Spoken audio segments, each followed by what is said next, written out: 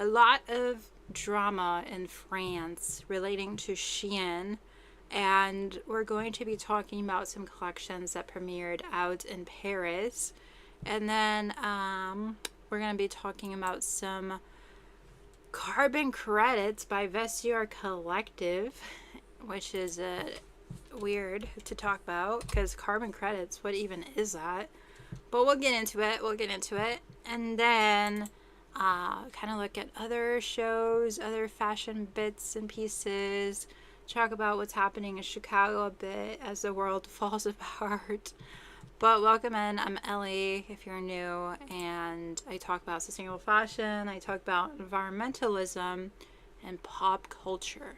And I go live usually Tuesdays and Thursdays from 4:30 to 7:30 Central Time. I kind of didn't want to jump on today because I wanted to go on a walk. It's literally the first day of fall today, and it feels like fall here in Illinois. And I just got off of work, changed into a blue sweater, try to turn on all the cords. There's so many cords. When you think about live streaming, you see me, you see the screen, but oh my god, there is so much tech related to live streaming. It's OBS, it's the Wi-Fi, it's the keyboard and the mouse and the PC system, and it's the camera cords and all the ring lights. It's just so much, but I'm excited to get into it. All the hard work is pulling together for this moment. So if you guys don't know, I use a Canva deck. This is in my description. I go off of this. If you don't want to stay the full hour, you can take a look at this. This is a free public resource where you can get a quick insight into the fashion industry. I do take a bit of time with each news item because I don't just want to make it like a generic process of like this is this and that's it. Like I'm not reading off of a freaking monitor. Like I'm not like this and that and this and that and then move on without having any personal perspectives. Like I like professional journalism, but like that's just not who I am. I'm a very independent freelance person. I don't take any sponsors. I don't like my opinion swayed. If I don't like something, I'm gonna say it. So I love having this space to just talk and move away from the professionalism that you usually get from these sustainable fashion spaces that are very like I don't want to say conservative, but maybe like uptight. Yeah, uptight is the word that I'm trying to find. It's a very uptight space that I usually am in sustainable fashion spaces. Very corporate America, very, you know, like you gotta say the right thing to fit in. Gotta enlarge myself a bit. But yeah, today we're going through this Canva deck, and I am not going to be live streaming Mondays just because it's not in my schedule. So Tuesdays and I think Thursdays, to be honest, will be good days to the live stream. I keep changing the schedule, but I'm trying to find a time that feels the best for me, and it's just a struggle. But for sure, I'll be live on Tuesdays. But yeah, this is kind of the general schedule for now. It probably will change every week until I find something that feels good. But with live streaming, it's just you gotta find what works, you know? So, yeah. Is my screen zoomed out, or is just my... Oh, it's my YouTube studio that's not capturing it right. Okay. I'm gonna move my YouTube studio behind the scenes thing, but this is basically the layout. So sustainable fashion first, and then environmentalism later, and then more fun takeaways. If you ever want me to talk about something, you can submit your opinion or link or whatever in this forum. Please don't spam me. Do not spam. This is the only thing I'm really going to look out. If you chat, message me, if you DM me, if you email, I'm not going to look at it. Like, this is what I look at if you want me to really actually care about what you're sending me. So you can send me an article you want me to talk about, a brand, but like I don't really talk about brands. I don't promote brands. I don't really sponsor anything. It's very much just like I like this topic and I'll talk about it. So, but if you ever want me to like cover something, you can submit it and I'll take a look at it. I'll think about it, and I'll most likely cover it in the live stream that comes up next to this one. So like the next one coming up is Thursday. So if I like it, I'll cover it on Thursday. The thing is with me, I always like to talk about personal updates. I think, like I was saying at the beginning of this live stream, sustainable fashion can become very depersonalized in the name of professionalism, which I hate. Like, this is a very emotive topic. A lot of people say, I want to dress and feel good. Like, I want to be a good person and I want to do good and look pretty at the same time. And that's just all based on not only thinking, but emotions. It's something that we have to stop and consider in our personal lives. And then when you talk about this with others, it's like very abstract or very like toned down from what it really is. And I just want to be real. Like, I want to be honest. I want to be just myself. Like, I don't want to be like very scripted with the things that I do and very like intellectual. I have some takes here and there. I have a lot of criticisms, but I don't just want it all to be like a very logical, like reasoned approach to things. Like, we all have feelings. We all have our moments of weakness, and I'm just like human, and I don't want to hide parts of myself in the name of like just being reasonable. Like, I think we can be a bit delusional, a bit crazy when we think about these things, and just to have fun. And that's like not the most logical thing to do when you're thinking about issues. So there's a bit of crazy takes, which I appreciate from anyone. Like, if you have your quirks, I appreciate that. If you're unique, I appreciate that. And if you're not following the script, like, I appreciate that even more. So don't expect me to be perfect, to be a completely reasonable, completely logical, and completely like colonial washed. I don't know how to describe that. Like, I'm not gonna appeal to the typical demographic that is designated for sustainable fashion. Like, I've worked in brands that sell sustainable fashion brand items. Wait, what did I say? I have worked with sustainable fashion brands that sell products, and their demographic is oh my god, I cannot talk. Their demographic is usually like Caucasian women with like 100K in disposable income. I'm not catering towards that atypical demographic. I'm talking to people like me who are like BIPOC, low income, who have fun takes, that are creative, who are doing DIY projects, that care about the earth. Like, that's the people that I'm talking to. If you happen to be the atypical sustainable fashion person, great. Welcome. I'm probably gonna piss you off, which I guess it's my intention to, but it's just sometimes I trigger people with a lot of privilege. I trigger people with a lot of desire to have power. I don't like to conform to standards. I don't like to follow rules, and that carries out in my personal life in these live streams. That's just who I am, but I know that I'm kind of fighting a demographic that wants the total opposite. And sometimes I grapple with it. I'm like, so if I want to grow this channel, I'm probably going to have to like be a bit different. But then I'm going to quit. So I'm not going to quit. I'm not going to cater for the privilege. I'm not going to cater for the colonial peoples of America. So I'm just going to continue doing me. Some other personal updates though is that I've been applying to different jobs, because if you have been following me, you know that I have had a period of struggles. Period of struggles? What is that? A lot of struggles, a lot of moments of struggle. That's what I was saying. To find a job. And I did apply to one that seems to resonate a lot with my past experiences. It would be to work at a nonprofit, an ethical fashion nonprofit.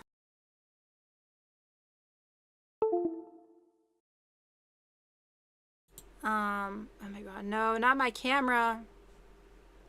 Wait, how to fix this? Not the camera.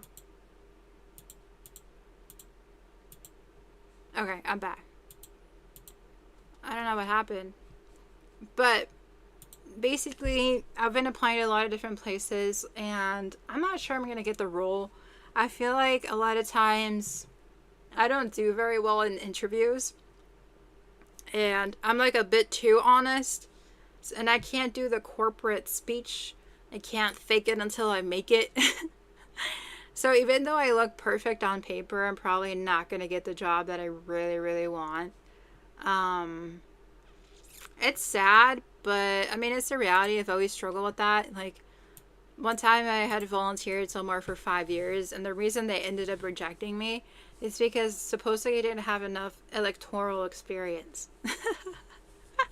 When I had built their entire freaking thing based on electoral politics. So people will reject you on the basis of anything. So yeah, even though I'm like very qualified, have years and years of experience, like I'm probably not gonna get it. Also, another update is I was thinking about getting a master's in accountancy, and I don't think I'm actually gonna do it because it's way too much money. And then I was thinking about, like, what about a master's in business analysis? And again, it's like way too much money. And I was like, dang, my dreams of being a business person in school is not gonna happen.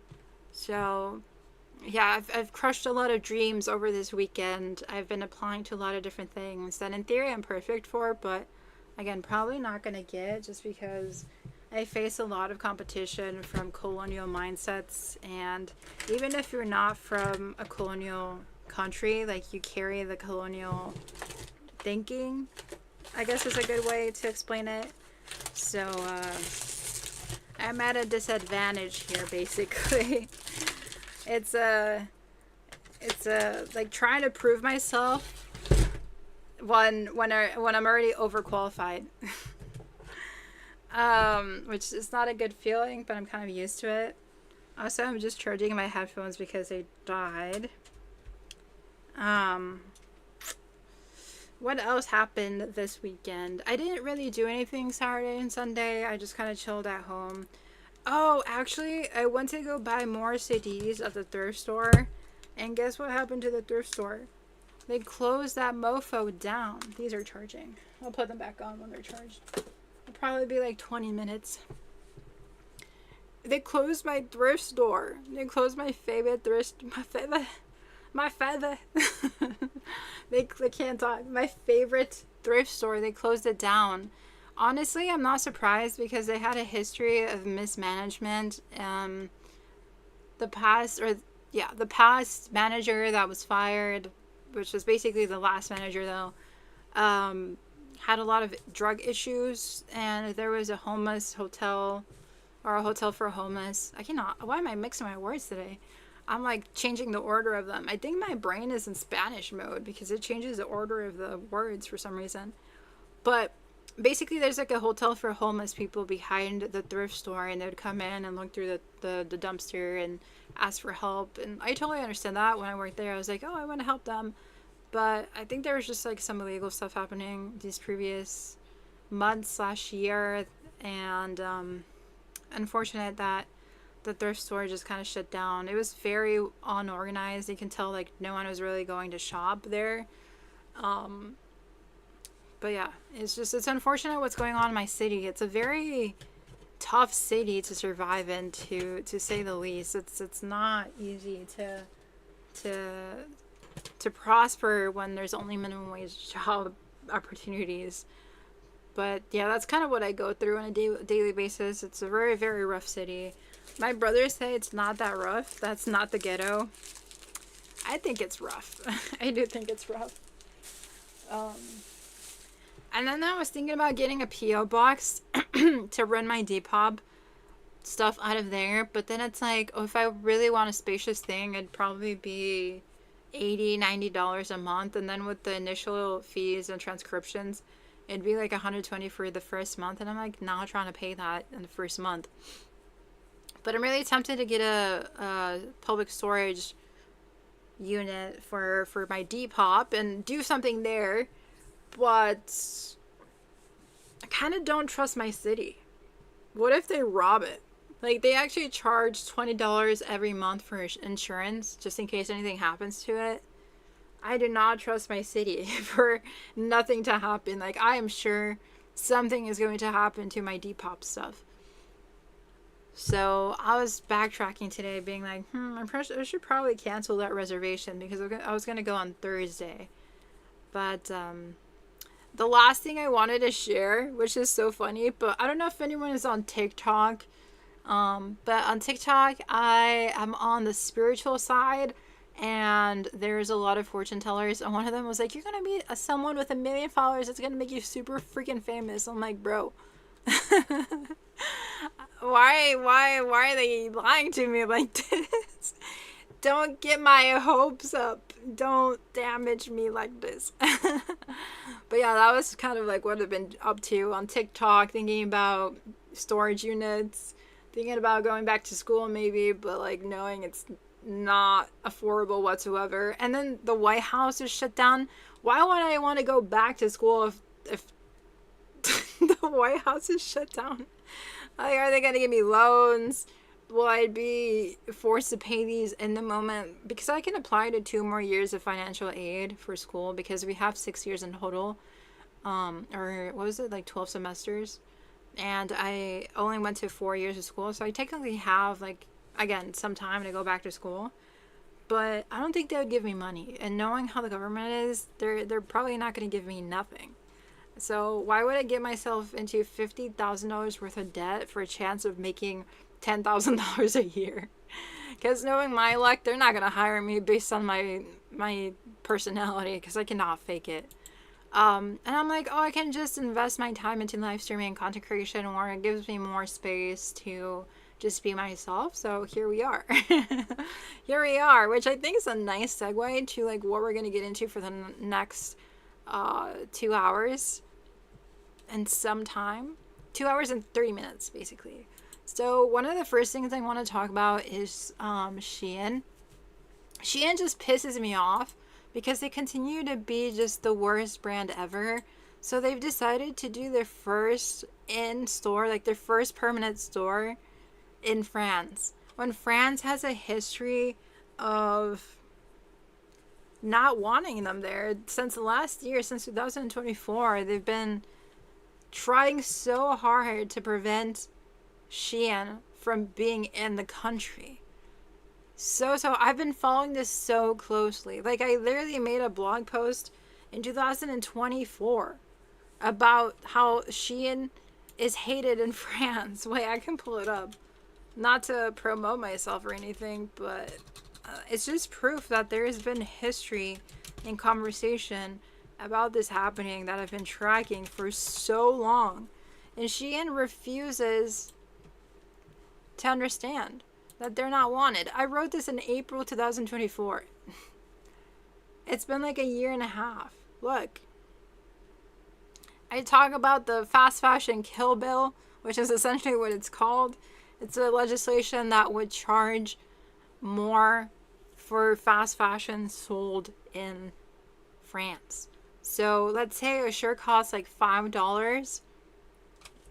France would have the legal authority to put a surcharge, or not a tax necessarily, but like an additional cost of 5 to 10 euros. Let's say that equates to dollars, $5 to $10 extra, because you're selling fast fashion. And this money would then go to sustainable fashion brands so they can have governmental investment to grow, and then it would also go to addressing textile waste. And oddly enough, or maybe not, maybe it's not odd, that this legislation was passed by right-wing politicians in France because they want to preserve their national interest, which is locally produced artisanal goods, because they have a legacy of being like the capital of luxury fashion, the capital of like artistic clothing and like elite well-made stuff. Like, it's Paris, you know? They want to honor that legacy. And I wrote this. I literally explain the law in detail that France is trying to pass to prevent fast fashion. Like, they want made in France back. They want to create local jobs. Like, they want domestic manufacturing. If this thing can get out of the way. They want domestic manufacturing. They want to reposition France as someone that's contending against fast fashion. Let's see if this thing leaves. Why is this thing? What is going on? What is this? Okay, let's just start over. But do you get what I mean? Like, there's so much history from France trying to get Shein out of there. And there's even like sections in the law saying we're going to ban advertisements from fast fashion brands, specifically looking at Shein and Temu as the evil players of the freaking industry. And then they're trying to classify what's ultra fast fashion, what's just like chic fashion, what's generally fast fashion. Like, they're trying to classify it. And there's been like 2 different type of legislations that are coming together, and there's this whole process to basically check fast fashion with a specific villainization of Shein, and Shein does not like that. So this move to have a permanent store, their first permanent store in France, I think is insidious and evil, because it shows that they know how much they're hated, and they're still going to be in France.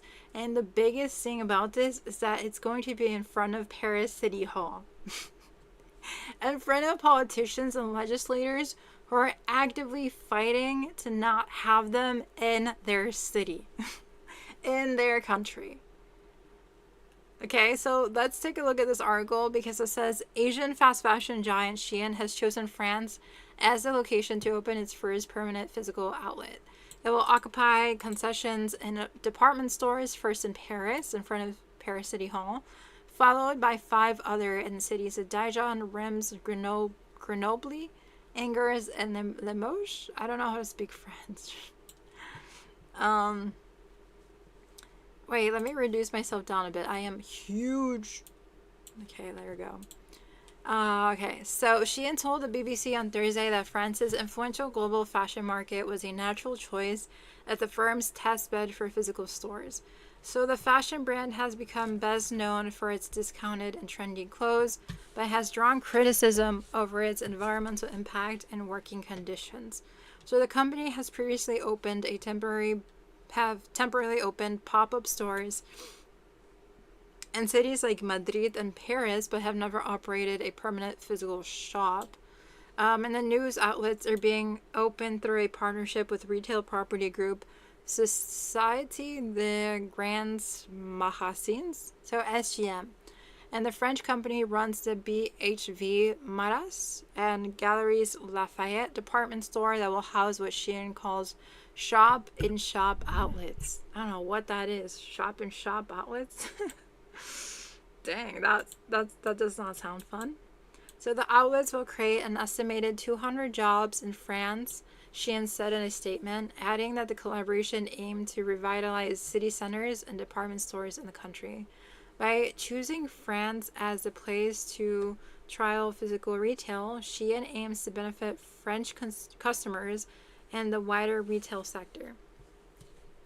And this comes after the French Senate adopted a bill in June to regulate the fast fashion industry by sanctioning companies such as Shein and rival Temu and banning their adverts. So Shein, which ships to more than 150 countries, has primarily operated online through its website and app, and it was founded in China in 2008 and is headquartered in Singapore. And Shein has come under a lot of scrutiny over its production of fast fashion goods. So the business model rapidly produces low-cost clothes based on the latest styles, but has drawn criticism for its environmental impact. And there's concerns, too, about the working conditions within Shein's supply chain. And there's also an investigation in 2024 by Swiss advocacy group Public Eye that found that workers in some suppliers at one point worked for 75 hours a week, despite Shein promising to improve conditions, which we did read on in a past live stream, so we've covered that in the past. The thing is, again, I'm not surprised. This has been happening a lot. They've been retaliating in their different ways. They're trying to weasel their way in, and this is like the ultimate weaseling in. So let's watch a video on this that I found by France 24 that breaks it down. There's going to be ads. Yes, there's going to be ads, but France 24 is where I'm getting a lot of media coverage on this. I think they just have a personal interest to cover this news because it's in their country. This iconic BHV department store in Paris, where the brand Shein is slated to sell its discount clothing.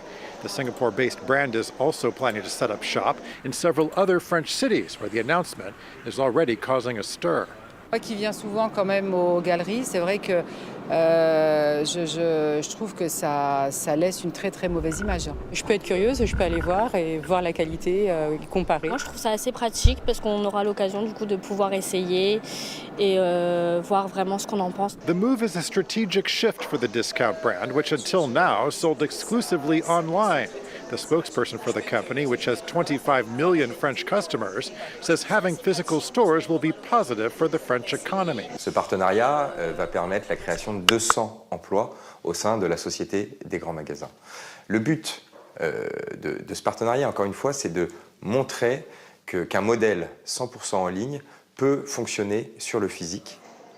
But critics are outraged by the potential impact on already struggling textile companies. Le BHV a eu le cynisme de dire qu'il y aurait 200 emplois de développés. 200 emplois de développés versus 15 000 emplois qui ont été déjà détruits ces 2 dernières années. Là, le BHV se vend ce qu'il y a de pire, seulement pour le pognon. In addition to the stores, Shein is also planning to sell its clothes at booths and fairs across France. And it's also signed a controversial deal with the French label Pimki to sell its clothing online in 160 countries.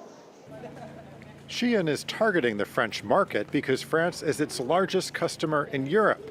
In fact, in terms of volume, Shein is the largest seller of clothes in France.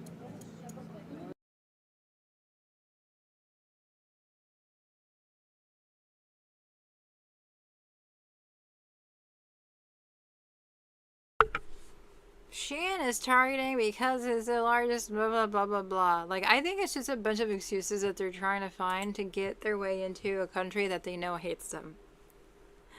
From the physical stores to the collaboration with Pimki to the pop-up shops, like, where is this energy for any other country? They can be doing this in the United States. They can be doing this in downtown New York. New York. I'm sure all the American consumers are gonna eat their stuff up.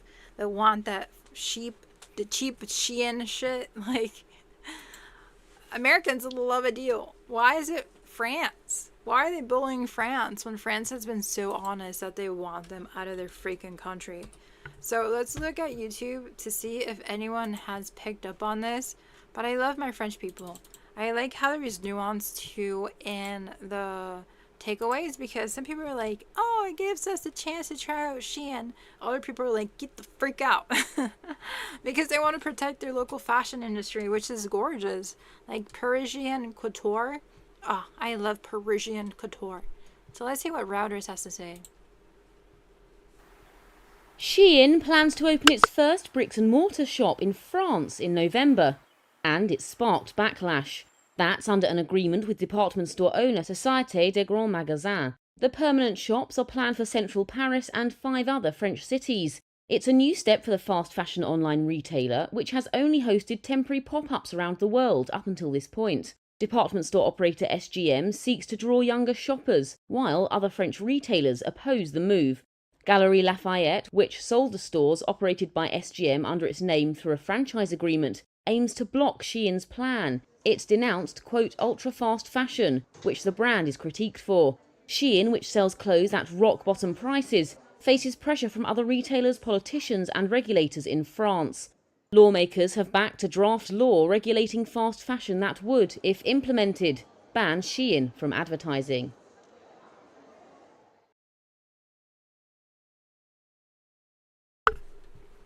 Shein. At least they're in the news. 58 seconds for a fast fashion store. Oh, finally, someone cares to talk about this stuff. Wow. Okay, so we already watched the France 24 news coverage. So is anyone else talking about this? Not me, just being there in your For You page. Wait, did they already know this is going to happen 5 days ago? Oh, and then they say it's going to create 200 jobs. That's not justifiable in exchange to having them be a snob in front of Paris City Hall. Because they're just going to be fucking arrogant there and just being like, oh, but we belong here. And we're just bringing jobs. And we care about the industry. And we care about fashion. And we're just trying to give customers what they want. Especially because they're our key audience. But bro, that's a bunch of BS. They're being snobs. They just want to tell F you to the government. They don't like regulation. They don't like accountability. They're not going to stop. And they're literally choosing locations in front of local legislation to be like, we're not going to follow rules. What else is this? It's a retaliation. That's my grand conspiracy. It's a retaliation against the French government, who's finally standing up to these giant brands that think that they're untouchable. And I assure you that I will be talking about this further in detail in a podcast, because there is so much detail that I'm not getting into just to have enough time to cover everything else that's going on. But I feel like Shein is just forcing itself again into Paris. It's directly in front of Paris City Hall, emphasize that over and over again. Like, the French government has been so clear that they have goals to bring back sustainable local fashion commerce, and Shein is essentially the antithesis of Parisian couture, Parisian sustainability, local fashion. Like, they're nothing that we need and nothing that France wants. Their entire business model is built on overproduction, overconsumption, poor quality, cheap fabrics. They essentially sell disposable clothing even though they say they're not fast fashion. Like, they have the audacity to say we're not fast fashion, that they're like a tech company that makes clothing. Like, no. So we know, they know, everyone knows that they're a symbol of overconsumption, and they're trying to get in, weasel their way in, and steal customers. They're trying to make an example like that their business is going to work. So essentially it's like an economic invasion.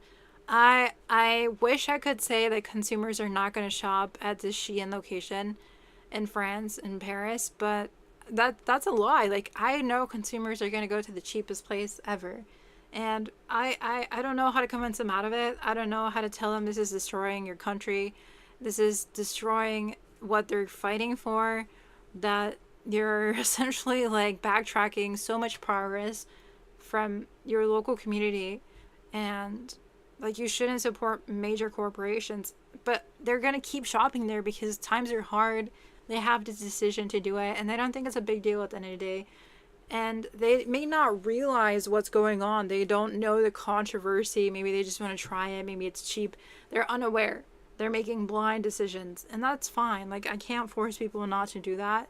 But Shein has the full ability to stop this and do right. And their production model and how they, do their business, but they're not. And they have a history of destroying smaller brands. Like, look at other fast fashion brands in malls.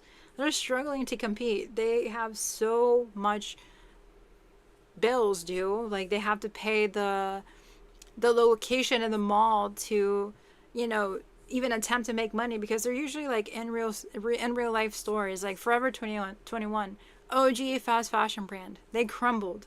Shein has been able to be so competitive because they don't pay rent, and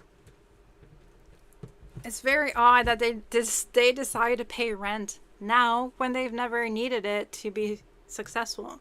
Like, not being in a physical location has been their winning edge. And it has allowed them to destroy so many physical based fast fashion stores. And I think these French department stores is what I call like their Trojan horse. It's like finishing the job. Very bad metaphor, but it's like finishing the job for them. Like they want to, quote unquote, attract the young clientele. But honestly, like if they don't need to do this, it's like, from what I see, a wolf basically trying to dress themselves up nicely. Like you see the colors here, coming off cute, safe, fun, and they're not the sheep here. They're the wolf. They're gonna eat you up. They're gonna eat us up. Especially when it's in front of City Hall. So I think they're just trying to eat up local fashion brands. They're trying to eat up the government. They're trying to eat up all the loopholes they can, because they're not even supposed to be there in the first place with all this legislation passing. But there they are. There they are. So yeah, I think it also is very concerning what fashion will turn into if we just have fast fashion stores in the middle of like Paris's shopping centers. I think it's gonna degrade a lot of different things. I'm never for like supporting luxury fashion, but I just kind of feel for the quality of exclusivity and like the sense of, you know, Paris elite and Paris haute couture. Like that's Paris's tourism right there. If we dilute it, it dilutes the community and those that work there, and we may actually lose more jobs because we have cheapened Paris's culture for cheap goods. You know, like we all have like things that are needed to survive, and unfortunately tourism allows certain communities to continue running and functioning and keep the areas funded with taxpayer dollars. So I don't want to see Paris the city be eroded, but there's like a time and place for everything, and it's just unfortunate that we don't have more major sustainable fashion brands who have this amount of power and money to replace them. Like, can you imagine if there was a Shein alternative that was as strong or as big? Maybe that's never going to be possible because Shein has only gotten this big because of exploitation and like extraction. But can you imagine them actually having a rival? Like Shein is, they have no competition. They have no competition. And that's kind of concerning. That's very concerning. And I just wonder like how we're ever going to squash them. If the French government can't seem to control them, who can control them? If a government can't control them, who can control them?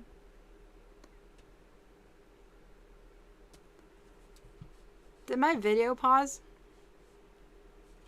Oh no, it's my YouTube studio thing pause. Okay. Oh my gosh, why do I sound so whitewashed when I hear myself talk? So yeah, that's kind of some thoughts, initial thoughts. Again, there's so much more to say. I'll have a podcast episode coming out next week on this, but let's move on and talk about brands paying and treating their employees like influencers, and Garage is leading the way. And then Garage on this Instagram video was like, hell yeah, that's us. What? Here, just watch. Is brands treating and paying their employees like influencers? We need to talk about it. So the brand that is absolutely crushing this strategy right now is Garage. They realized that their sales associates in store were also their target customer, so they turned them into influencers. They pay their employees beyond their wage to make content in store or getting ready for work. And then the sales associates who go the most viral get invited to all the influencer events. They took their employees to Coachella, sent their employees to Europe, and even hosted a special retreat for the Style Society, which is what they're called. Just a friendly reminder that if your employee is your target customer, you might as well use them to increase your reach. And Garage knows that a lot of people want to be influencers, so these sales associates can feel like an influencers, but they don't need the millions of followers. Plus, all this does is get the Garage employees way more excited to work there and obviously reduce churn. We obviously see brands gift their employees clothes, but we've never seen it taken a whole nother step further. And if you're wondering if this strategy works, some of these videos have gotten over millions of views for Garage. I just think this is the beginning of treating your employees like influencers. What do you think of this strategy? The next big I don't like this whatsoever. I feel like brands need to stop seeing their associates as usable. Like, I don't think it's healthy. A brand is like, oh, well, if our workers are the prime demographic for our business, we should might as well use them for an additional job on top of what they're already doing. Can you imagine?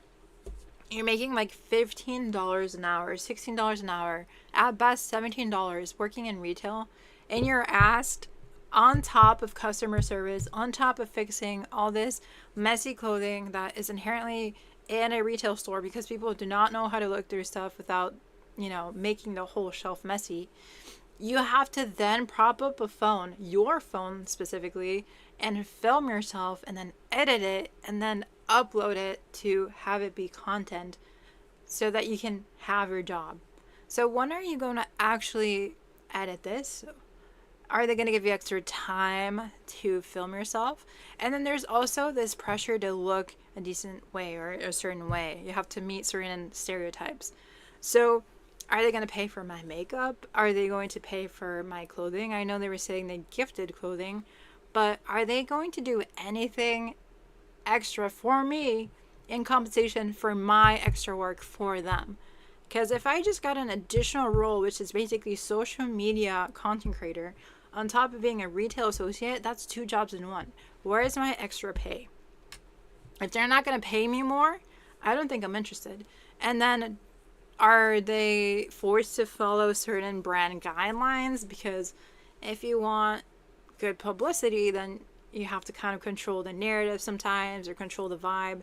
And if the video is not approved, is that a negative consequence on the worker? Will they be able to keep their job? And also, in a further implication and further thought, like, when they're hiring, are they going to be biased and only choosing certain people that look good on camera or have a personality that resonates well for, like, a TikTok versus someone a bit more introverted or a bit more, like, awkward or just wants to, like, do their job?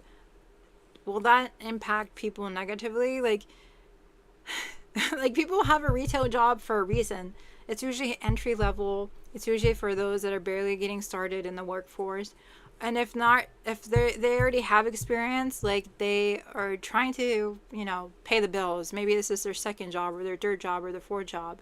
So I think it's just going to get harder for those in need of a job that don't fit the aesthetics or who don't fit the brand to find a job because there's so much more they have to meet than what was initially expected of them. Like, these are general sales associates. They're usually going to school. Maybe they're usually doing something else. Like, this is not their life. And so for brands to treat their workers as like mini influencers, I think is very dangerous. And I think there needs to be more protection about how many jobs you can have in one job. Because I've noticed this a lot in salaried work. It's task upon task upon task as expected of one person in compensation for a set amount every year.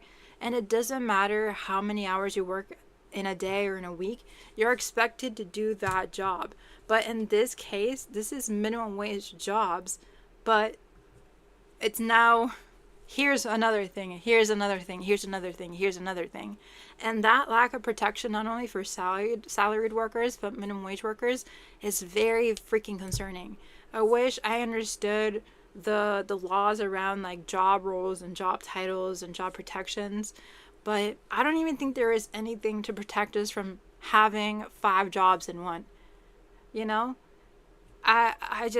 We're coming into a very scary place with social media. And then for them to have like 2 million likes, 3 million likes, that's not inherently bad, and brings attention to them, and brings attention to the brand, and it's a positive influence for most likely both of them. But like, let's say this girl ends up working at Garage and her video posted on her personal channel gets 3 million views, who gets the money? Because TikTok does pay ad money. Does she keep the money, or does the brand keep the money? Most likely the brand will keep the money if the video is posted on the brand's page, right? So like all of that work just for the brand to get paid more, and they stay in poverty, and they may look rich, but honest to God, these girls probably don't have money if they're working retail. It's just the truth. I don't want to be mean. And I don't think retreats, photo shoots, free clothing is enough. I think it's just like the new phase of fast fashion hauls and fast fashion PR, but it's their own workers that they're doing this with. It's not just like random micro influencers they found on TikTok. Another thing this reminds me of is the brand American Apparel. American Apparel was notorious in using their employees as representatives of the business, and they were basically like the target audience for the brand. And they would only hire girls that looked like the brand, that felt like the brand, that oh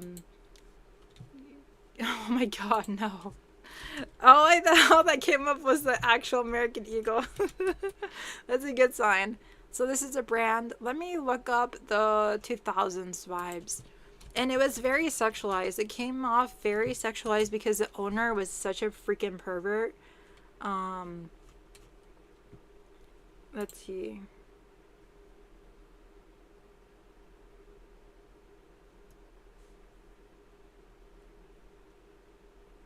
Or is it? Was it American Eagle? No, it's American Apparel.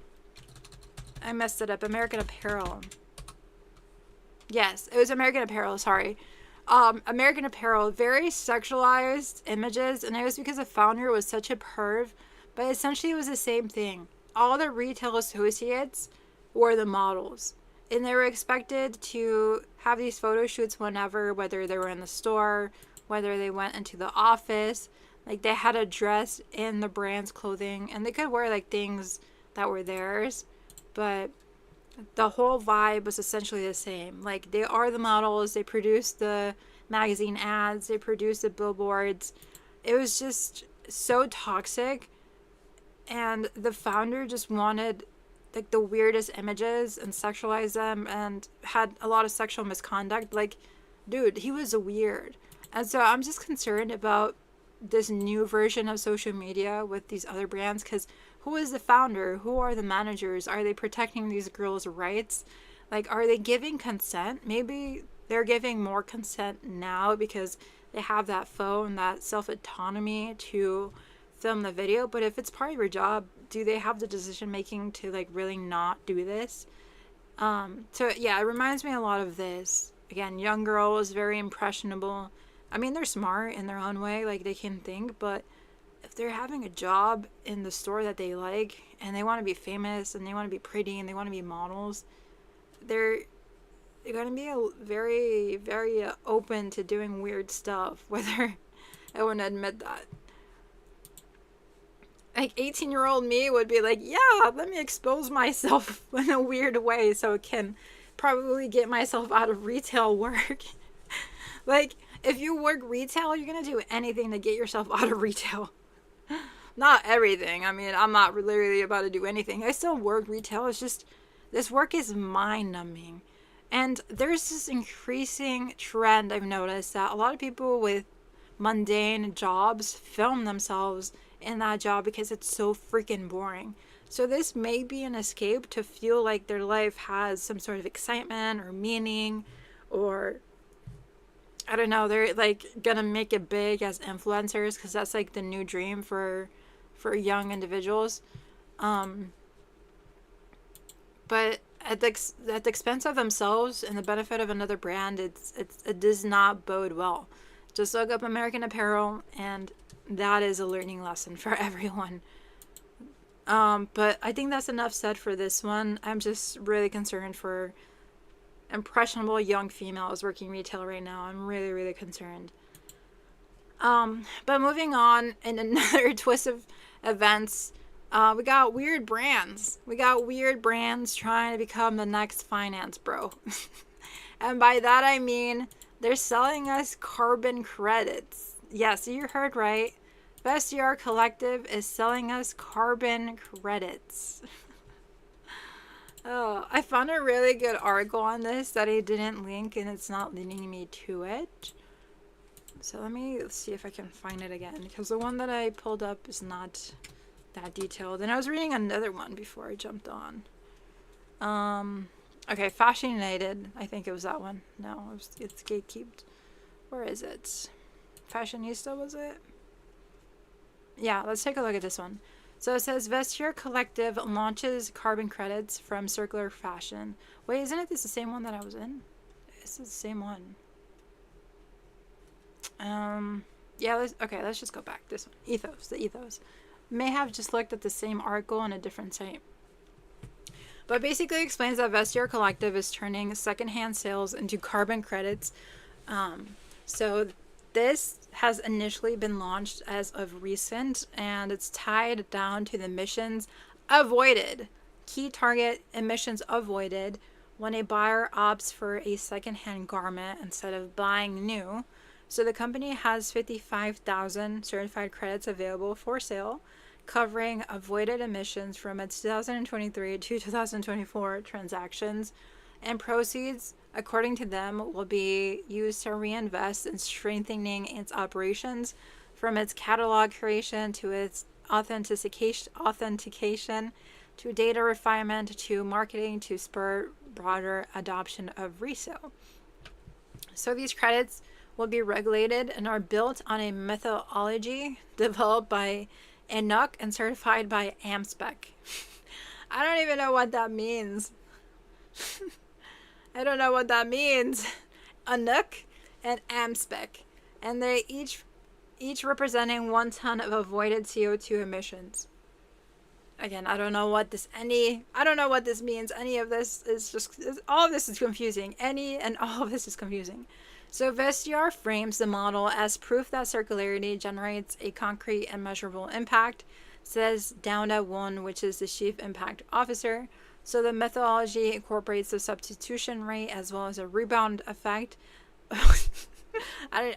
Substitution rate as well as a rebound effect, recognizing that purchasing secondhand items does not automatically replace a new purchase. I don't know what that means. In order to reflect the real environmental impact as accurately as possible. So Vestiaire reports that pre-loved sales in 2024 avoided more than 63,000 tons of carbon emissions, exceeding the company's own carbon footprint and tipping into what is called a net climate positive standing. So the credit scheme prices credits at 35 euros per ton, which is roughly $40. And Vestiaire has positioned the first year as a learning phase to refine metrics and gauge market reaction. So in email to Ethos, the company says all of its environmental impacts have been taken into account according to the LCA, which is a life cycle assessment, and with the highest methodological rigor, sometimes even using conservative assumptions. Bro, I feel like I'm reading Chinese. What are these people saying? The highest methodological rigor? What? What are y'all talking about? Yet the move is not without controversy. Vestiaire's methodology, I cannot say that word. Their method assumes that one product is in resale and that its original carbon footprint disappears from this accounting. Oh. So they're only accounting for what was saved, not what was originally there? Huh. I'm confused. But critiques point out that emissions tied to platform operations like shipping, packaging, server energy, authentication are excluded. Oh, how nice. Anything relating oh my god, anything related to them and their platforms excluded. We don't calculate that in our resale items. How nice. That seems contradictory. Why am I choking? Oh my god, that literally choked me up. And then some observers question whether funds should support core business operations or be dedicated to discrete climate interventions. Discrete climate interventions? You mean like climate justice? Huh? Why does it have to be discrete too? What is this company doing? Still, as first in the fashion world, the move signals ambition and invites scrutiny. as first in the fashion world? What is this need to colonialize the fashion industry? Like, we're done colonializing. We don't have to be the first in anything anymore. Why do we have to be the pioneers? Why do we have to be the settlers? Why can't we just be the recyclers? Why can't we just use our goddamn old jeans in our closet and call it a day? We don't need carbon credits. We're not finance bros.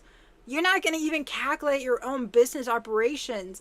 Bro, this is just made up theories because we're trying to create a method that no one else has and we're the first ones in the world. Bro, I don't even understand how the things that they explain here. They're just coming up with shit to sell us shit. That's really it. I don't care who Vestiaire Collective is. They're pissing me off. And then they say in their 2025 impact report that monetized avoided environmental impact through carbon avoidance credits, proving circular fashion can generate both climate benefits and business value. I don't know what finance bro they talk to, but they're a bunch of BS mofos that want to check, and they got fucking fooled over.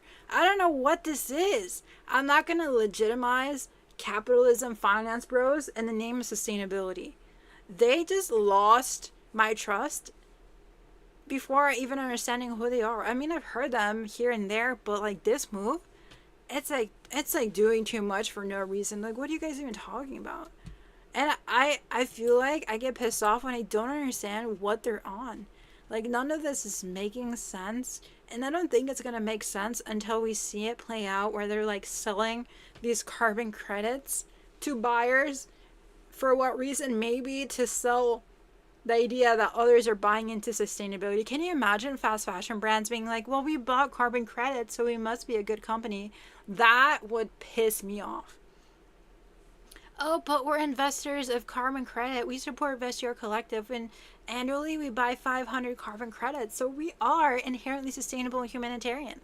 Oh my god, that would be so dystopian. That would be so dystopian. You know what? This is dystopian. This is getting on my nerves because it touches on the idea that we can play into the system of capitalism and expect a different outcome when we're just simply buying made-up theories of carbon credits that are not even rooted in the logistical operations of the company that it's operating in. Like, that's it. Oh my god. Vestiaire Collective is scamming customers? Uh-oh. Uh-oh. Become a shareholder? Yeah, they're definitely finance bros. They're definitely finance bros. Let's listen to this. Bonjour, I'm Fanny Moison, president and co-founder of Vestiaire Collective. Vestiaire Collective is a global leading platform dedicated to second-hand luxury and designer items. And I'm Max Bittner, CEO of Vestiaire Collective. Invest in Vestiaire and help us shape the future of the fashion industry. I co-founded Vestiaire Collective in 2009 in Paris with Sophie Hersan. At the time, I noticed that consumers were drugged by novelties, consuming always more and more. The result? A massive waste in people's wardrobes. So I wanted to stop that cycle. Therefore, the mission of Vestiaire Collective is to transform the fashion industry for a more sustainable future by empowering its community to drive the change. Did you know that fashion is the third most polluting industry in the world? We're on a mission to change this. 82% of purchases made on Vestiaire replace a first-hand purchase. And secondly, I just realized we were playing this while the original video was playing too in the background, so let's rewatch it. Sorry, that was on me. That was a tech issue. Let's start over. Bonjour, I'm Fanny Moison, president and co-founder of Vestiaire Collective. Vestiaire Collective is a global leading platform dedicated to second-hand luxury and designer items. And I'm Max Bittner, CEO of Vestiaire Collective. Invest in Vestiaire and help us shape the future of the fashion industry. I co-founded Vestiaire Collective in 2009 in Paris with Sophie Hersan. At the time, I noticed that consumers were drugged by novelties, consuming always more and more. The result? A massive waste in people's wardrobes. So I wanted to stop that cycle. Therefore, the mission of Vestiaire Collective is to transform the fashion industry for a more sustainable future by empowering its community to drive the change. Did you know that fashion is the third most polluting industry in the world? We're on a mission to change this. 82% of purchases made on Vestiaire replace a first-hand purchase. And secondly, the environmental impact of a second-hand product is 90% lower than a first. Bro, you is a finance bro at heart. I don't know who you are, but I don't like it. First-hand product being produced. And we're proud to be a certified B Corp company since 2021. Vestiaire Collective was built on 3 pillars. The first one, it's community. So on the platform, you have amazing sellers opening their wardrobes and buyers who can interact directly with them. The second pillar is trust. We want every single item on the platform to be genuine. For that, we've built a 2-step authentication process. The first step is digital. The second step is physical with 45 experts. The third pillar is inspiration. Indeed, on the platform, we offer a catalog of almost 5 million unique items. We also work with some of the most inspiring luxury houses, such as Gucci, Chloé, Burberry, or Courrèges. Today, we're not just a European company, we are global. We are present in Asia and the US, which is now our biggest market. Let me give you some numbers about Vestiaire Collective's success. Now, the propaganda.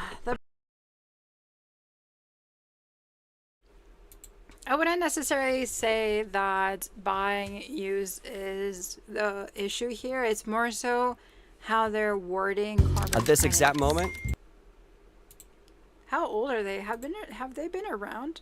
Oh my gosh, they've been around for a while. 12 years ago? They've really built it up 12 years ago? Jesus. They've grown.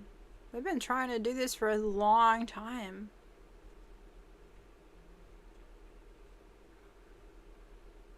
They got their branding down. They got that down since 4 or 5 years ago. Let's see if anyone at this else exact is talking moment, about this, you, and then we'll me, see and what 5.3. else we can talk about or read about this. But carbon credits is not new, apparently. Build a website you love maybe have never heard of with it because Wix. it's finance bro conversation. For your words, Did you even hear what I said? Because that commercial. We've seen so much of this, and by now, we know what it means. The solution is clear. We must reduce our carbon emissions. But this is more complicated for some industries compared to others. All of us are always working towards reducing our emissions as a first priority. There will always be residual emissions, especially in hard-to-abate sectors. And this is where, we can actually use carbon credits to offset or compensate for that residual emissions. Heavy industries face greater challenges to decarbonize simply because of their complicated processes and high cost to new technologies. But carbon credits may help ease their transition. So, what are they and how do they work?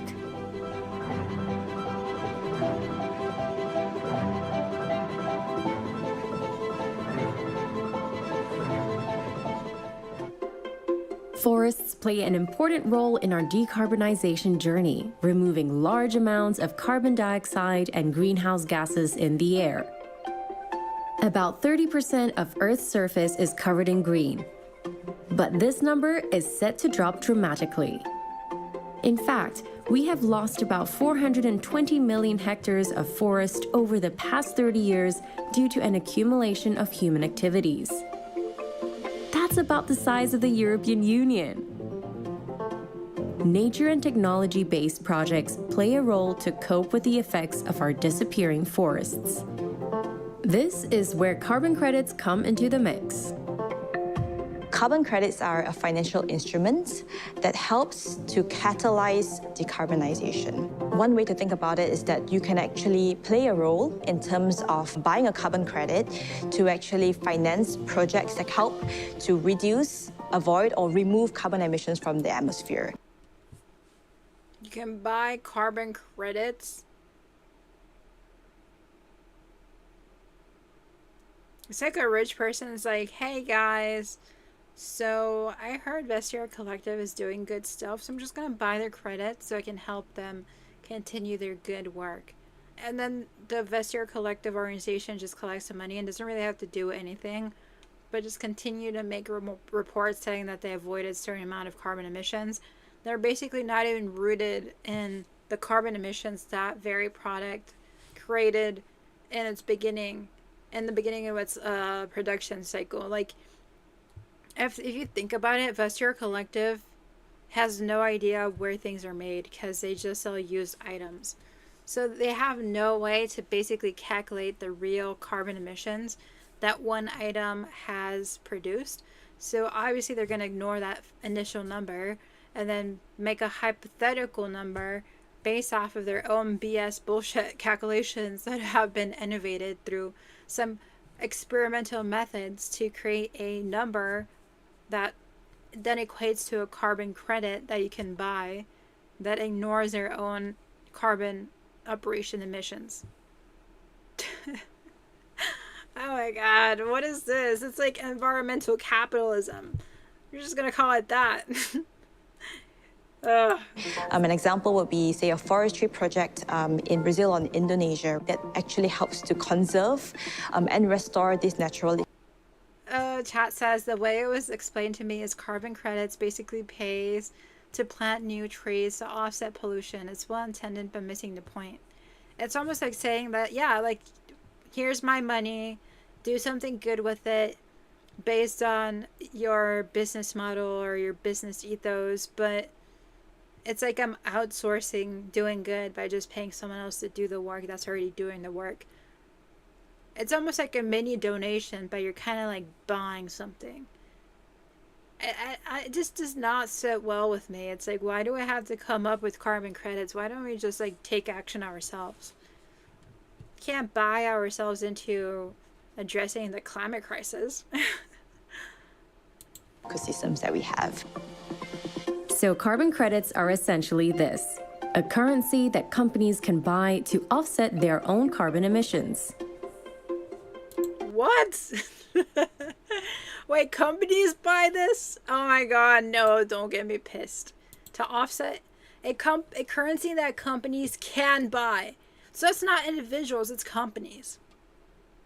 Oh, this is getting worse. This was my prediction that freaking brands were gonna buy this shit to excuse themselves.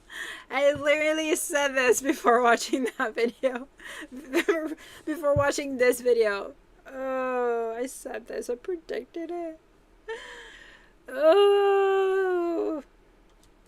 I hope no one is paying attention to Vestiaire Collective because this shit does not sound good. Oh. And buy to offset their own carbon emissions. This gives companies, especially those from hard-to-abate sectors, a chance to indirectly offset their emissions through funding solutions that help us decarbonize. A lot of climate technologies that exist today are actually at very high price points. To sort of bring it down, you're actually helping to pay for the technological scalability as well as commercialization. This exchange happens on what's called a carbon marketplace. To actually be able to transact carbon credits with a lot of conviction, you need a marketplace and an exchange to be able to have efficient transactions, as well as a lot of transparency around prices, around the projects, around data, around the ratings of it, as well as where the projects are actually making an impact. And Climate Impact X, or CIX, is one such carbon marketplace. CIX has the bravery to ask impact and then profitability. Not no profitability, you still gotta pay people's salary, but we have the agility. Is this like a new level of like finance bros with tech bros with eco bros? This is like the finance granola guys trying to do something innovative. I'm so confused. They're using so many abstract words, it's frustrating me. What are you guys actually doing? Give me examples, because this is just like visionary, almost fake science work. I don't see the legitimacy. I genuinely am confused. To dare to ask impact. And impact comes with trust, it comes with quality. Born out of a partnership between PBS, Singapore Exchange, Standard Chartered, and Temasek, CIX aims to help companies drive environmental impact through trusted carbon credits. In everything we do, we have to bring trust in, whether it's the product, the execution of the product, how you use the product, all of that has to be right. And that means there needs to be a lot of education. It has to be getting people to understand the value of this, what carbon credits are and are not. But the vision is always very, very clear. We get to get some money back into some of these amazing projects. From projects that sequester carbon from the air to massive reforestation projects, CIX ultimately hopes for greater impact through the use of a carbon marketplace. And I'm much, much more worried that we as a society, we as a world will wake up too late to that problem. And by then, once too many species are gone, once too many ecosystems are destroyed, there's no back. So when you talk about that urgency, it's going to tie back to the really, really simple things around how much am I responsible for.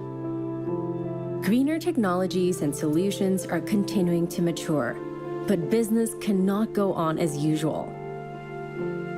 We must know that carbon credits are only the beginning for companies to start decarbonizing their operations. Change is needed to ensure a collective responsibility towards decarbonization. I think every little thing that you do actually plays a role, and I like to emphasize that it's a journey for us to actually really create impact and actually make this, planet a more sustainable one. So don't let perfection be the enemy of good. And I think having that change in mindset will actually help to encourage, us to do actually more good than harm.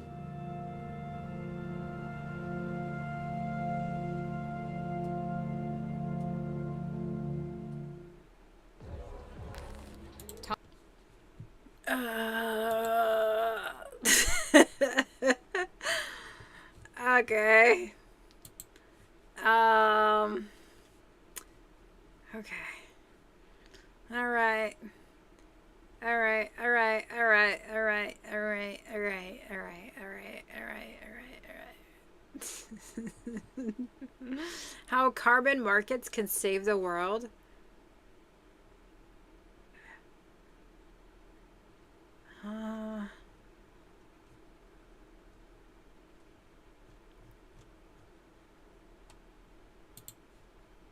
That they were meant to. Or what about reputational risks? Imagine if a campus, right, like... Okay. If wait, a campus, right, like... Wait, he's giving examples. Let's watch this. Along the east coast of Peninsular Malaysia. I grew up in a small town, Kuantan, along the east coast of Peninsular Malaysia. Ever since I was young, I've always enjoyed nature, going to the beach, going on nature hikes. But I've also experienced some of... Actually, TEDx loves to copyright strike me. I would love to listen, but I'm gonna get freaking copyright banned. They're gonna end my live stream right now. They're ASAP'd. Okay, alright. Well, if you want to listen to this, it says How Carbon Markets Can Save the World. It's by Renard Su, TEDx UTM. Sorry. There's a lot more resources that we can listen to. It's just I do not want to get copyright striked and have them end my freaking live stream, so we're not about to do that right now. But the thing is, with Vestiaire Collective, okay, now I understand they're not doing anything new, that they've conceptualized this into their own terms, that they're trying to use capitalism in the interest of growing their business, which is resale, to save textile waste, and hopefully recirculate it out into the world, into consumers who care about fashion, who care about sustainability. I understand. Marissa says they want capitalism to be the solution so bad. Yes, it's so depressing, and I just kind of wonder why it's so hard to like get your hands dirty. Get your freaking hands dirty. Go out there and do something. Get yourself busy. Join a local grassroots organization.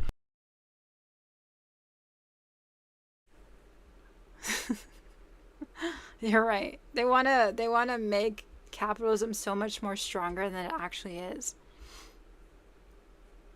Okay, I had some takes I wanted to talk about.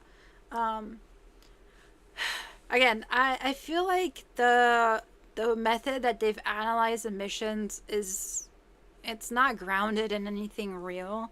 They've made these numbers up. I didn't find anything personally where they described like how they were coming up with these numbers. So I just think it's fluff. I think it's a myth at this point. Or I think honestly, by the way that it's so financially based, I think it's like an accounting trick. It's making their numbers look good. It's allowing them to make more money. It's allowing, themselves to get rid of some carbon emissions, and others can buy their carbon emissions, if that's what I understood right. So it's like creating a financial product, it seems like, out of thin air. That's the impression I got after the initial read, without fully understanding what carbon credits are. And I think most people don't know what carbon credits are. And to be fully honest, this is my first time hearing about this after being an environmental activist for like fucking 5 years. How did I not know about this after 5 years of being an environmental activist? Chat says, I think they're trying to cover up the fact that shipping stuff all over the place is not sustainable. True.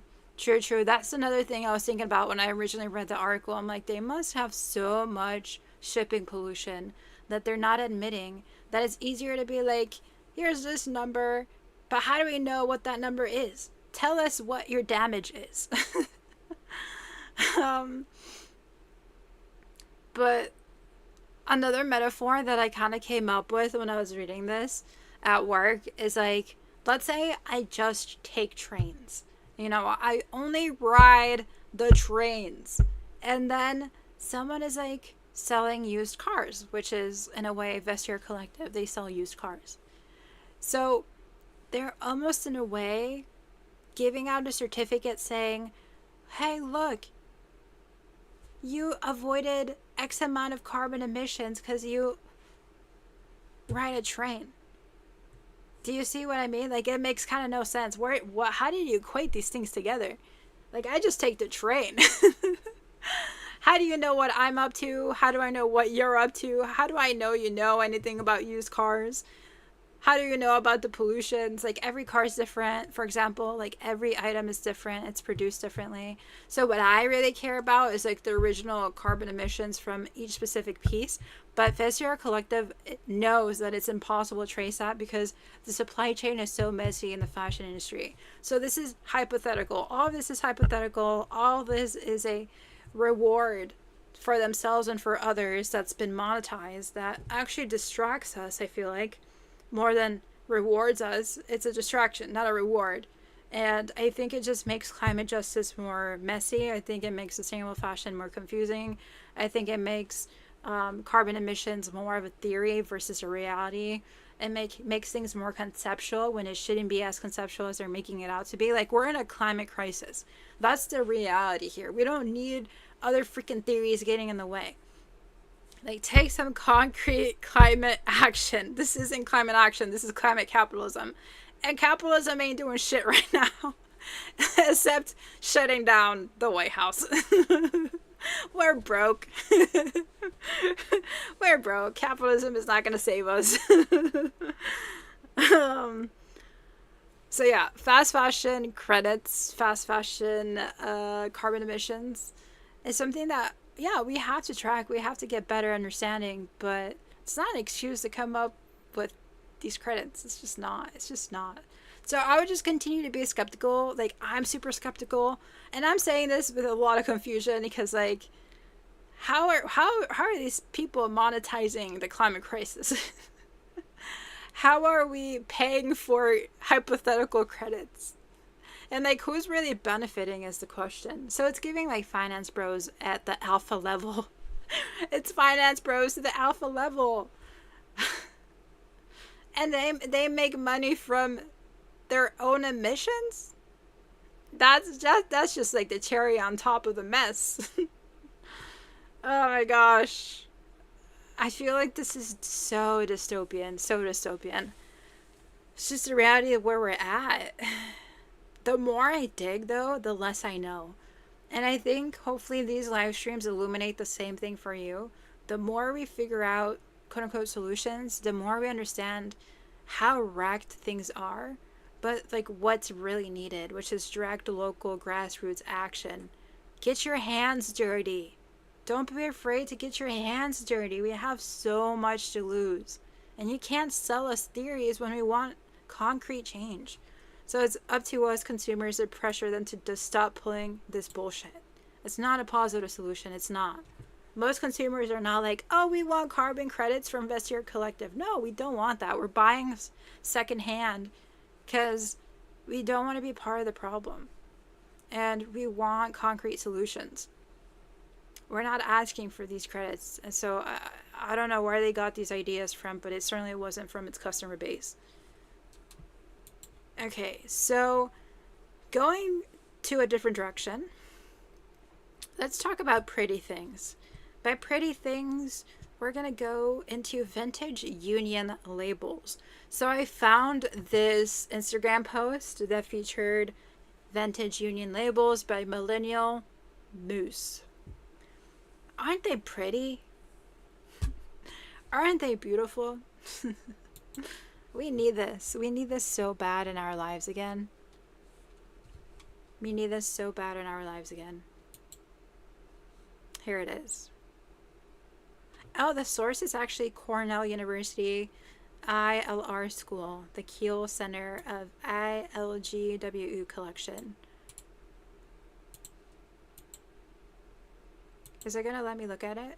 Okay, so what to look for, what makes each unique? So all these labels look quite similar, right? Here's what makes each one different. So they have the union label on the top, and then they have no registered trademark or symbol, also in the corner. And then it says union made here, right? And then it has the registered trademark, right? Here for this one. And then this one has a unique label. And it says made in the US at the bottom. Nice. Isn't that so informative? So she describes like what older labels look like. And then going into the 1933s and 1935s, there's the National Recovery Act, the NRA, which was introduced, and the Blue Eagle symbol or label came about for more than just the garment industry. So the Blue Eagle denoted the fair labor management practices that were used in protection. So that, the eagle right here. And then 1935, SCOTUS declared the NRA unconstitutional. Freak of natures. SCOTUS. It's freaking nature. Then 1936, the ILGWU forms the first union label office. Then 1955, the AFL and CIO emerge, and any union labels that have AFL, CIO are 1955 or later. And then 1959, these labels were launched. So before 1959, garments were not required to have union labels. Each sector of the garment industry had their own rules until this time. So this is a major turning point. This was a major turning point in the industry, and launch events were held across the country. And there was also a huge look for the union label campaign to create awareness even on TV commercials. And the 1960s, Coat and Suit Recovery Board emerges with the ILGWU. I feel like I'm about to throw up. Sorry, I'm really tired.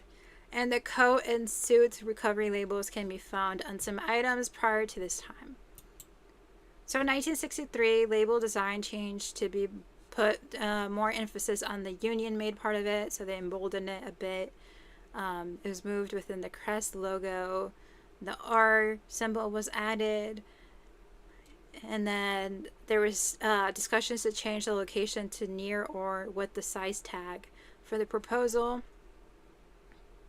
That sentence does not make any sense. There was also a proposal at this time to change the location to near or with the size tag. I don't know what they're talking about. I think it was just like aesthetic changes. So rules continue to change. That's so interesting. And if a garment didn't have a care tag, it was likely 1970 or older. I didn't know that. Continue to change now is more on like red, white, and blue. It's because of the imported goods and garments in the United States in order to put a visual emphasis to support the union's continued campaign. And then in 1985, there was the Textile Fiber Products Identification Act, which required all domestic-made garments to be what? I'm sorry. My voice is like leaving me. And then in 1985, there was the Textile Fiber Products Identification Act, which required all domestic-made garments to be labeled as made in the USA. Okay. So, and then in 1995, they merged again to create the Union of Needle Trades, Industrial, and Textile Employees. And then they had new tags. And then in 1997, their care label systems were introduced, and that's what we see all over the garments. Oh my gosh, that was so much history just for some care garment labels in the back of our clothing. Wow. I wish they taught us this in fashion school. The Vintage Fashion Guild has a bank with all the labels from all decades listed in alphabetical order. Wait, do they have that online? There's fruit flies everywhere in this room. Sorry, I keep going like this. Okay, let's see. Vintage Fashion Guild. They have it online. Do they? Whoa, so it's for different brands actually. This is so resourceful. It's such a nice resource. Whoa, so from the early 20th century, they were on hiking boots. I didn't realize they were so old. 1920s. 1940s. 1950s. What? They made cashmere sweaters? Wow. 1960s? They changed their font so many times. This is a reminder not to compare where they're at now to where they were freaking 105 years ago. 105 years ago. Oh my gosh. Adidas, let's see, what was their first design? 1970s sneakers? Dang, they're old. I didn't realize they were here in 1970.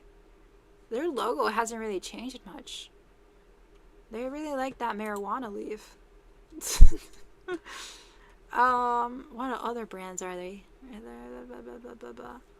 Apple. That's a different Apple. What other major brands do we have here?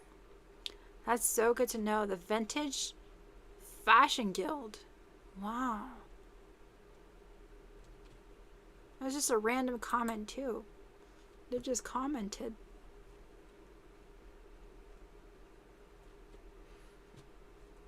Oh, this one. The Good Man. The Good Man. 1920s? Oh my god, these labels. I think this is really good for like vintage costume lovers or like vintage authenticators. They need to know their labels. It's like the only clue left. This one hasn't really changed much. They have interlocking O's. Very fancy. Very fancy. Biggie. Wow, this is like a whole subject in itself. Dang, they really did scam me when I went to fashion school. They didn't teach me shit. Why am I learning all this by myself? Cries and tears. Cries and laughs and tears. I think there's so much history left to learn about the fashion industry. Like, I feel like a lot of us don't know the origins of the care tags on our clothing. So this is super, super well needed and important. I want to know the study that they did. Cornell University. The smart people. The smart people. Let's see. Okay, alright. So the International Ladies Garment Workers Union was the largest labor union to represent workers in the women's garment industry in the United States and Canada in the 20th century, peaking at 450,000 members. And they formed with a lot of NYC unions. They merged basically in 1900s and continued until it merged with Another union to form Unite in 1995. And, yeah, that's cool. That's cool. Tools for researchers, collection guides. I wonder what happened to them. Are they inactive? Oh, the timeline. The timeline. What are they doing now? Wow, they have a history. Jesus. It keeps going. 1995. What happened? It's gone. It represented roughly 250,000 members. But that was like years ago. That's like 30 years ago. What happened? Are they not active anymore? Boo-hoo. Boo-hoo. Years in office, 1995. Ugh. Dang. Well, he retired in 2001. So, like, what happened? Bruh. I think we need to do more research on this. Not me, we. I feel like we can just, like, go into a spiral of research. Ooh, the New York Dress Institute has created the label to promote New York dress producers. Ooh, we need to do this again. We need a label that promotes New York dress producers. Yes, sir. Yes, sir. We need something like this, but like for sustainable fashion brands. And then it's recognized nationally and federally. Oh, they look so wholesome. They care about these were the original sustainable fashion mofos. They were the ones that really cared. They're like, yes, we need a garment industry union. Wow, the lore. I think I'm actually gonna like fully read this when I have time. Did I find my new obsession? Yes, I did. Do they have any books on this though? I am going to move on soon to different topics, but do they have books on this? I could just look at the website, honestly.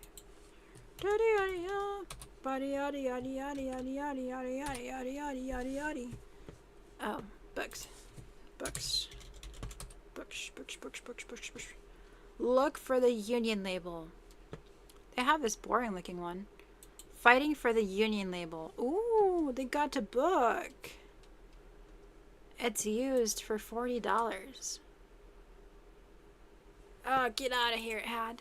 Fighting for the union label. The women's garment industry in the ILGWU in Pennsylvania.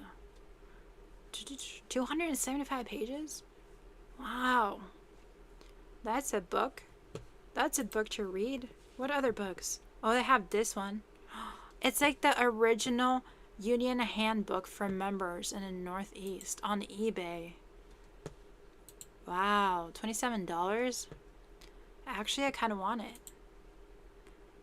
What? What does it say? They don't show me more pages. Oh.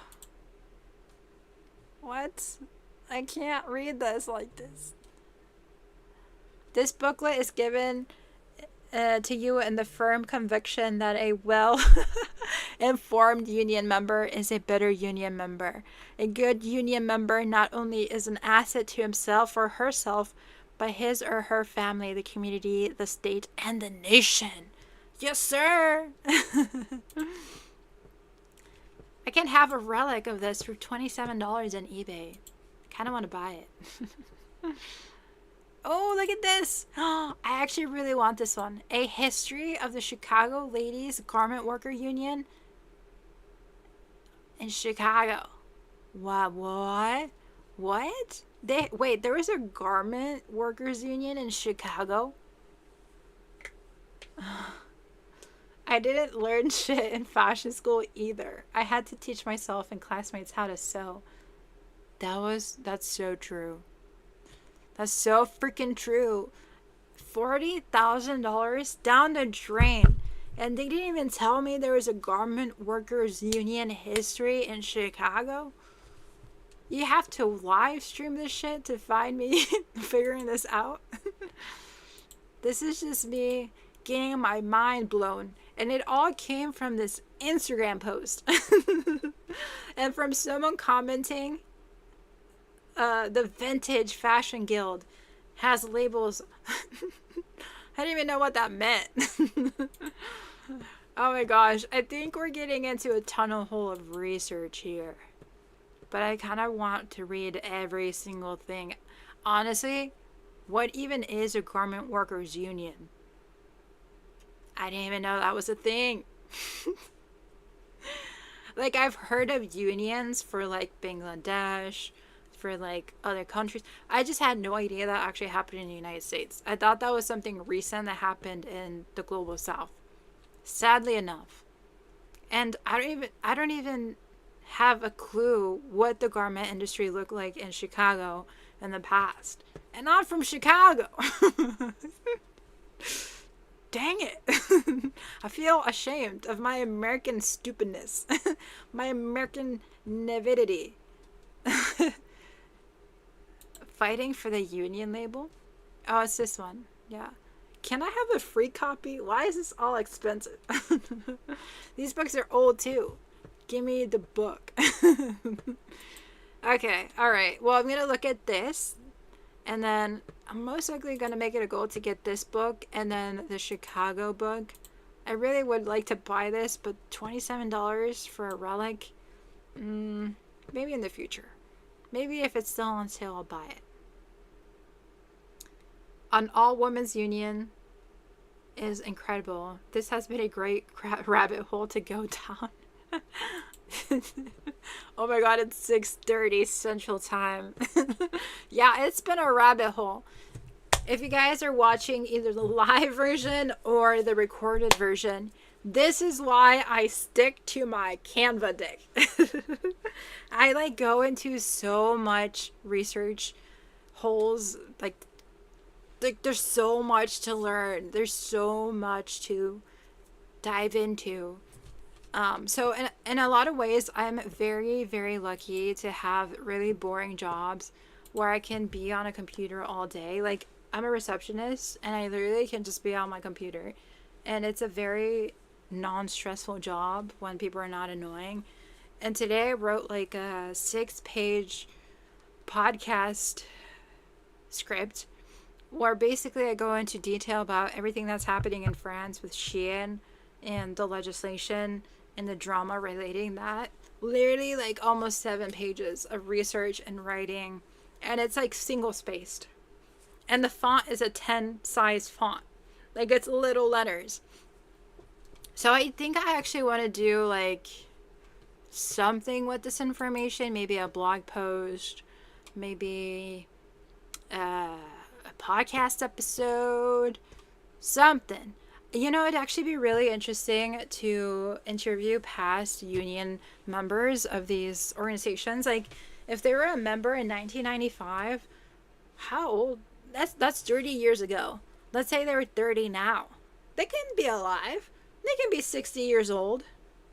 I still have a chance to talk to them. And honestly, I have like so many people to interview for my podcast, but I haven't got into it. So this is like a goal. I'm not for sure gonna interview a lot of people for my podcast just because it's also very slow moving. But maybe in the future, someone from a union, a garment worker union, could talk to me so that I could share it on a podcast so we can all learn. I can cover someone from the Chicago union, maybe from the, what they say, the Pennsylvania union. The book is from Pennsylvania. Yeah, Pennsylvania union. There's another one from the freaking Northeast union. They're still alive. I have a chance. I got some years. Fingers crossed. I just want to know what happened after 1995. What happened after 1995? Also, social unionism. Why have I never heard these terms? I actually helped create a tenant union in Montana. I guess I didn't do much research for them. Organizing new garment workers. What? These are Americans. I didn't know there was American organized garment workers. Okay. All right. We're gonna okay, I'm getting sucked back in. I'm like trying to read it and move on at the same time. Wait, should we read this? Yeah, I kind of want us to read this. Let's read this and then we'll move on. Organizing new garment workers. Yes, sir. Yes, sir. Radicalize those Americans. Yes, sir. During David Dubinsky's presidency of the ILGWU from 1932 to 1966, the ILGWU grew in numbers, influence, and ambition. During this period, the union's membership more than doubled in size, with more locals than ever throughout the United States, Canada, and Puerto Rico.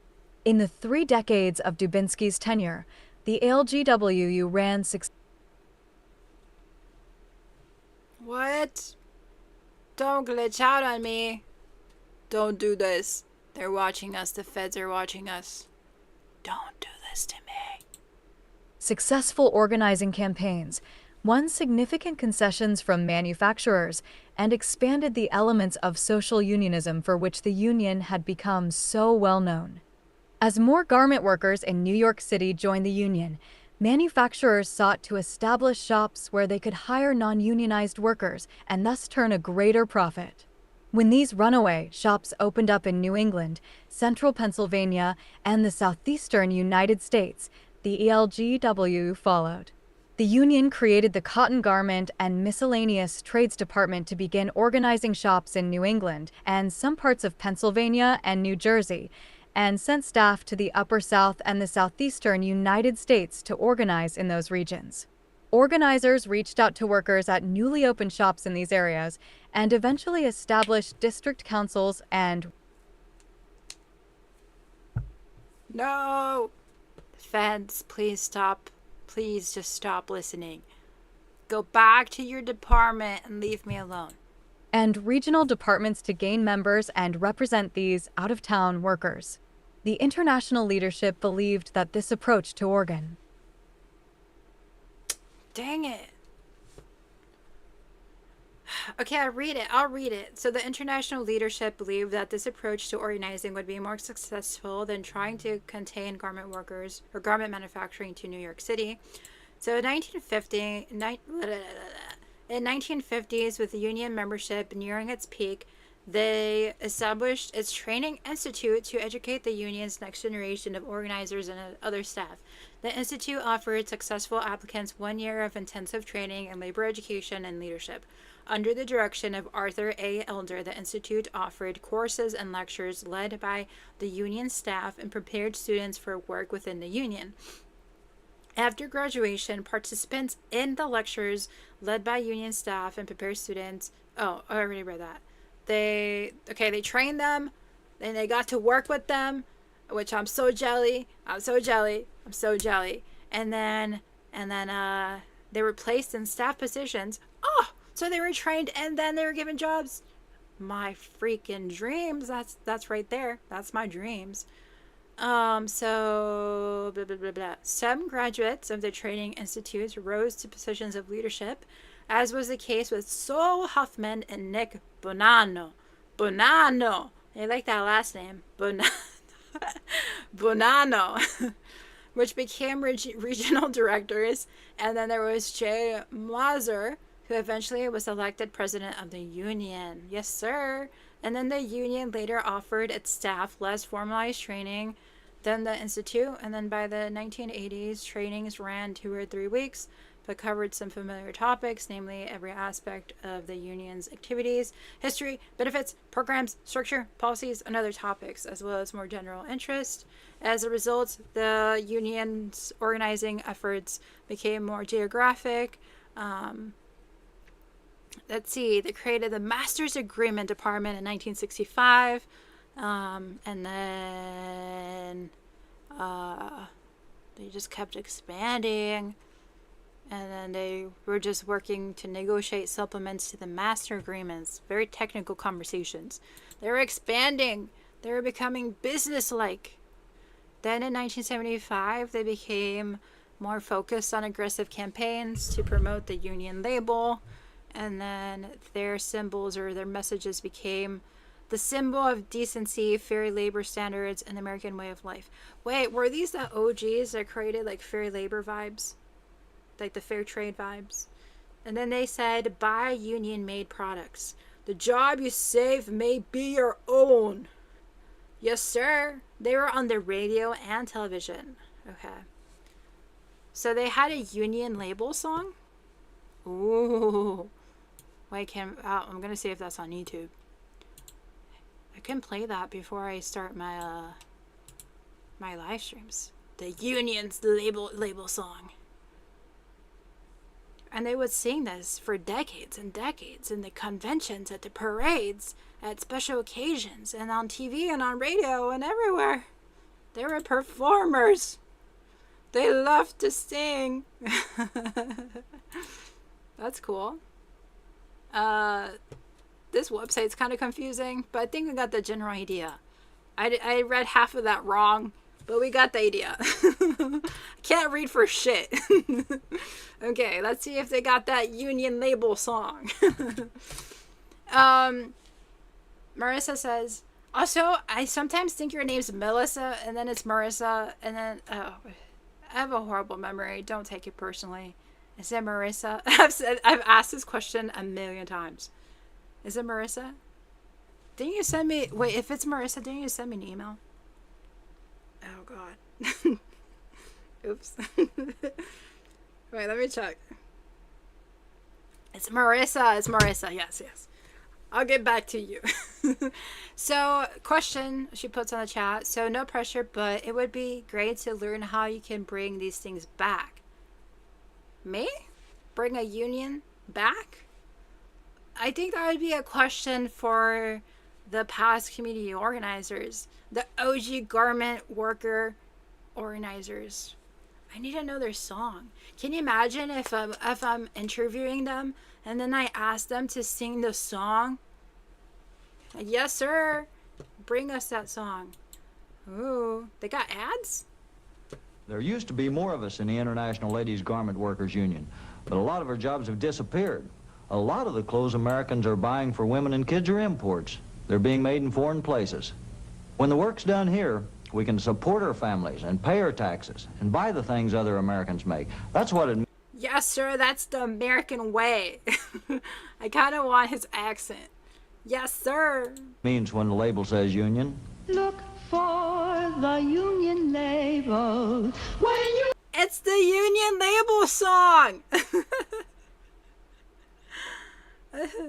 Wait, what? Marissa says, oh, you meant if you did a podcast where you interview a past organizer? Yes, I gotta find them.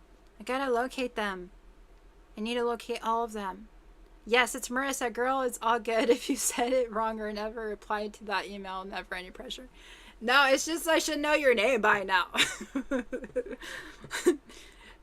Oh my god, I'm so bad with names. It's not even funny. It's offensive. I've had friends that I've known for like a year, and then I look at them and I'm like, you look like a Mike, or you look like a Sandy. That's not their name.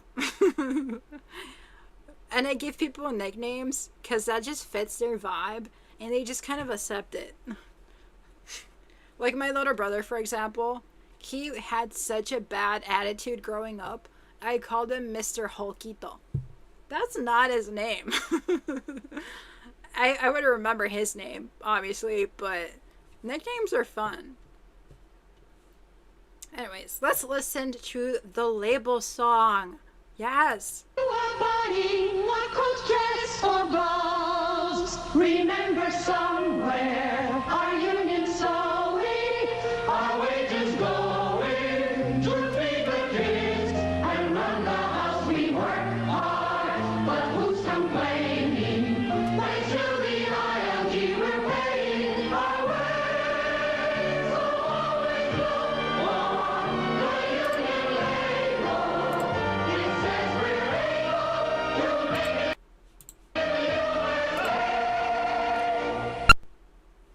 my god, the end hurt my ears. Wait, that's a jam actually. What if I just keep playing this at the beginning of each live stream, because I've been struggling to find which song is good. There used to be more of us in the International Ladies Garment Workers. There used to be a lot more of us. I kind of don't want to start off the live stream with a man talking like that in his accent, even though I really like it. So probably start it. Let's see. On a 19 mark or 18 mark? It means when the label says union.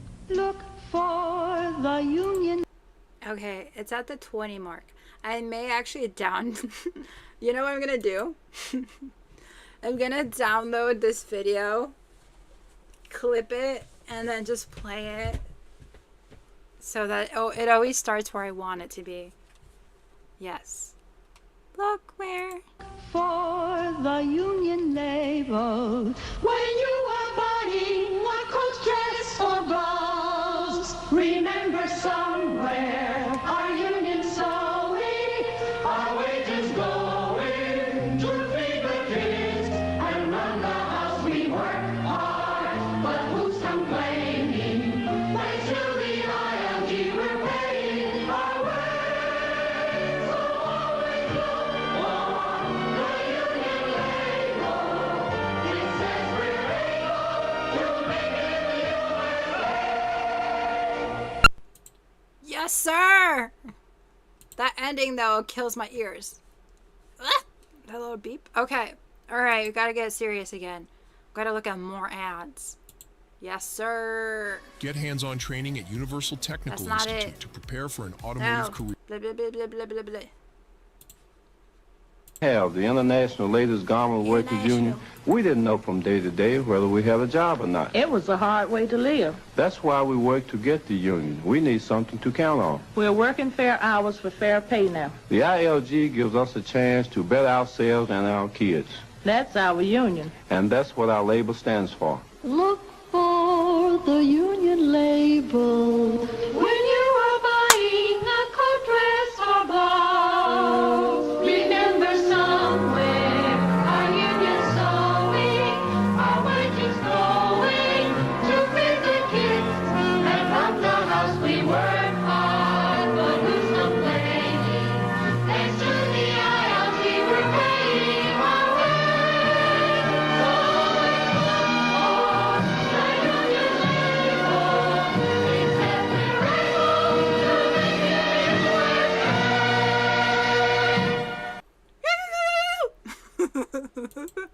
I wonder if it was the same lyrics. Was it the same lyrics? I'll get this one too. Oh, they have... Oh, this is a more general union. Bruh. They may have been swallowed up by other When we didn't- unions. Yeah. Let's see this one. 7.5 cents. Sure, it's not a lot of money, but if you add it up 52 weeks a year, 40 hours every week, it means a lot to me and my friends at the Sleep Tight Pajama Factory here in the Bronx, New York. So the next time you buy pajamas made by the local 343 Associated Garment Workers, think of us, making your pajamas, paying our taxes, and helping to build a better America. That's what it means when the label says union. Look for the union label when you are buying a coat, dress, or blouse. Remember somewhere our union sewing, our wages going to feed the kids and run the house. We work hard, but who's complaining? Thanks to the ILG, we're paying our way.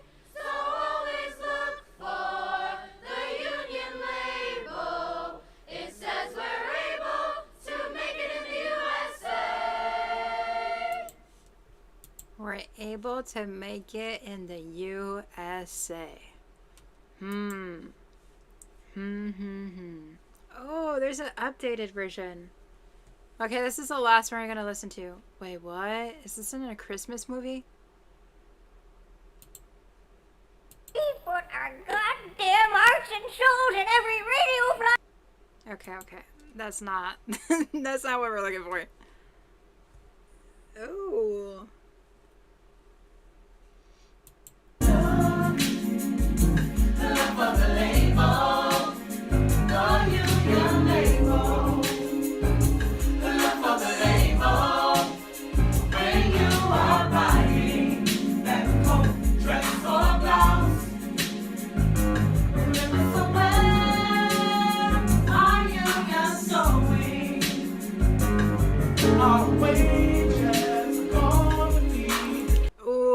like this one. I think I'm going to be using this one at the end of my podcast. The end of my live streams. Oh, should I do this at the end of my podcast too? And just give them credit at the end of it? I can always email them too to ask if I can get permission. They interviewed someone. We'll watch that afterwards. Around the house, we work hard, but who's complain? But who's complain?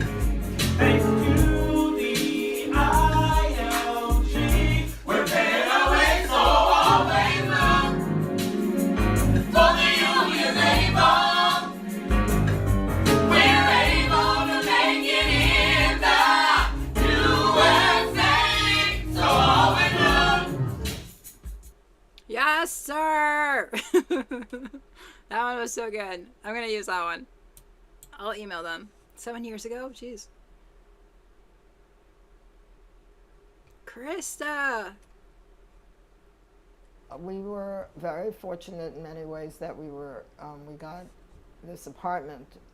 It was a one-bedroom apartment in the amalgamated houses, which were established by the ILGWU, and I believe in the early 40s or late 30s. That's the Lady Garment. Yeah, the International Ladies Garment Workers Union. And at the time, you still had to be a union member, I think, not necessarily ILGWU, but you had to be a member of a union in order to live there. And they were subsidized housing. They were relatively cheap. But my mother couldn't even afford that, and so we had to share it with an older woman who was a well-known Bundist. She had the bedroom and we had the living room. She didn't really like kids, so it wasn't a great match. And it was a working class neighborhood, predominantly. The amalgamated at the time was, I would say, like 98% Jewish. The school was sort of like that, maybe a little bit less, 95% Jewish. Working class. We had a workman's circle in Abertering Schule, Schule 3, which was one of the largest shulas in the city, partly because the neighborhood was so intensely. There were a lot of Bundes, there were a lot of Holocaust survivors, there were a lot of Yiddishists in the area. So the school had, like, at one point, like 100 kids. And I was going to that in the afternoon. I was going to PS 95 during the day. The shul was 5 days a week. From the people that I knew, at the time, we lived in what was called the first building, which was a wonderful building. It was really 2 buildings built around a huge courtyard with a fountain in the center and privets and gardens. It was really, when I think about what they do with sort of subsidized housing now compared to what they did then, this was really a beautiful setting with ivy. It's a 4-floor walk up, 2 buildings, many entrances. We were age 22. Ivy on the walls. During the summer, a gushing fountain, tulip beds, privets. The pathways were colored slate. Great for roller skating. It was gorgeous. It was a gorgeous, gorgeous setting. Of course, it's not there anymore. Of course, it's not there anymore. Bruh. I've never heard of amalgamated houses before. They're not subsidized housing. Based on the comment, says they're not subsidized housing. They're limited equity co-ops. And they were not built by the union. They were built by the Amalgamated Clothing Workers Union in 1927. Oh. And it's an important living legacy of the New York labor movement. Bruh. This is another tunnel hole. I can already feel it. If anyone's gonna see it, it's Marissa. She has the patience of a god. Let's see. Oh gosh. I was a tenant union organizer, so this just kind of hits a bit closer than the other things that we were researching. Oh yeah. We have found another tunnel hole. Oh. Cornell University has a lot of this saved. Uh-oh. I am definitely looking at this tomorrow. For 7 hours, guess who's reading? Me. Wow, there's so many unions. They break it down here too. Wow. There's so much information. Jesus Christ. Okay, alright. Alrighty. Well, thank you, Millennial Moose, for the beautiful work. The power of Instagram. It's never just supposed to be superficial.